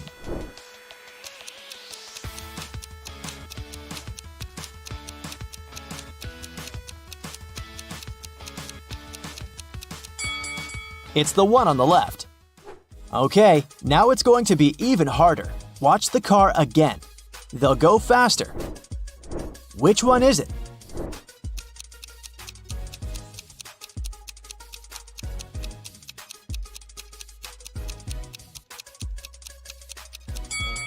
If you said this one, then you're right. Okay, one last time. And will you catch the prisoner? Watch the cars carefully. Which one is it?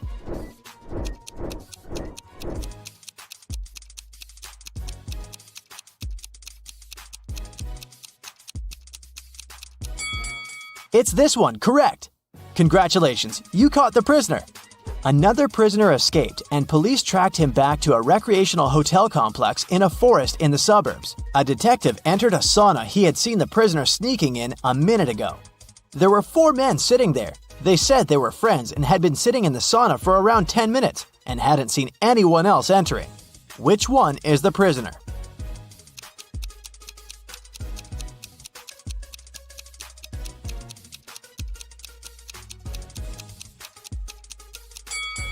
It must be this guy. Look, everyone is wet and sweaty, and he's not sweating at all. He must have just entered. Another day, another prisoner managed to escape. This time, the police were sure that the prisoner was somewhere in the zoo located not far away from the prison. They entered and went up to one of the zoo's caretakers, asking if he had seen a prisoner there. No, sir, I guarantee that no prisoners entered this area, said the caretaker. It was suspicious. Why was he so sure about that? All right, thank you for your assistance. By the way, why is this cage empty? Oh, I'm cleaning it. The zebras were relocated for a while. The police arrested him as a prisoner. Why?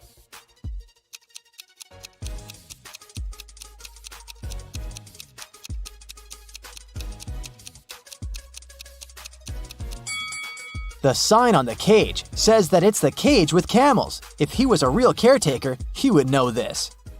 Now, I'll be showing you several houses, and your task is to determine in which house a criminal lives. For example, look at these 2.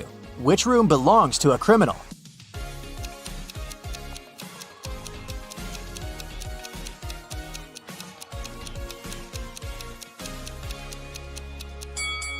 This one. Look, there's a black mask on the chair.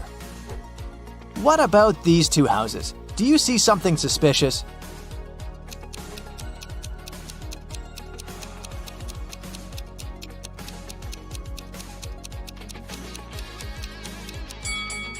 There are orange overalls in the wardrobe. They must belong to a prisoner. Another one for you. Can you see any signs of a prisoner?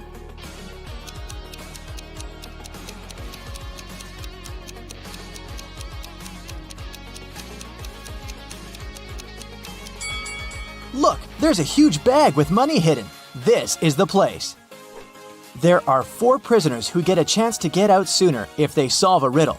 There are 4 hats, 2 black ones and 2 white ones, and everyone is aware of that. They stand like this.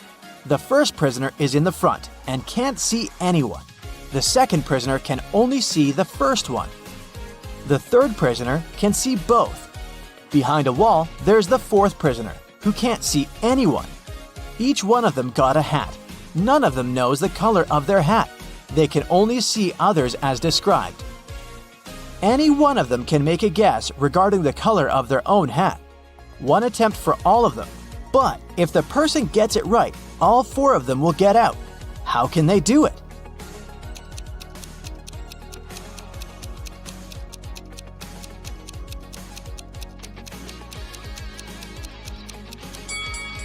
The third prisoner can see 2 hats in front of him. If they're the same color, then he knows his own hat is the other color. But if there are 2 different hat colors in front of him, then he can't be sure. In this case, he'll stay silent. Then, the second prisoner understands that they have hats of different colors. He can see the hat color of the first prisoner,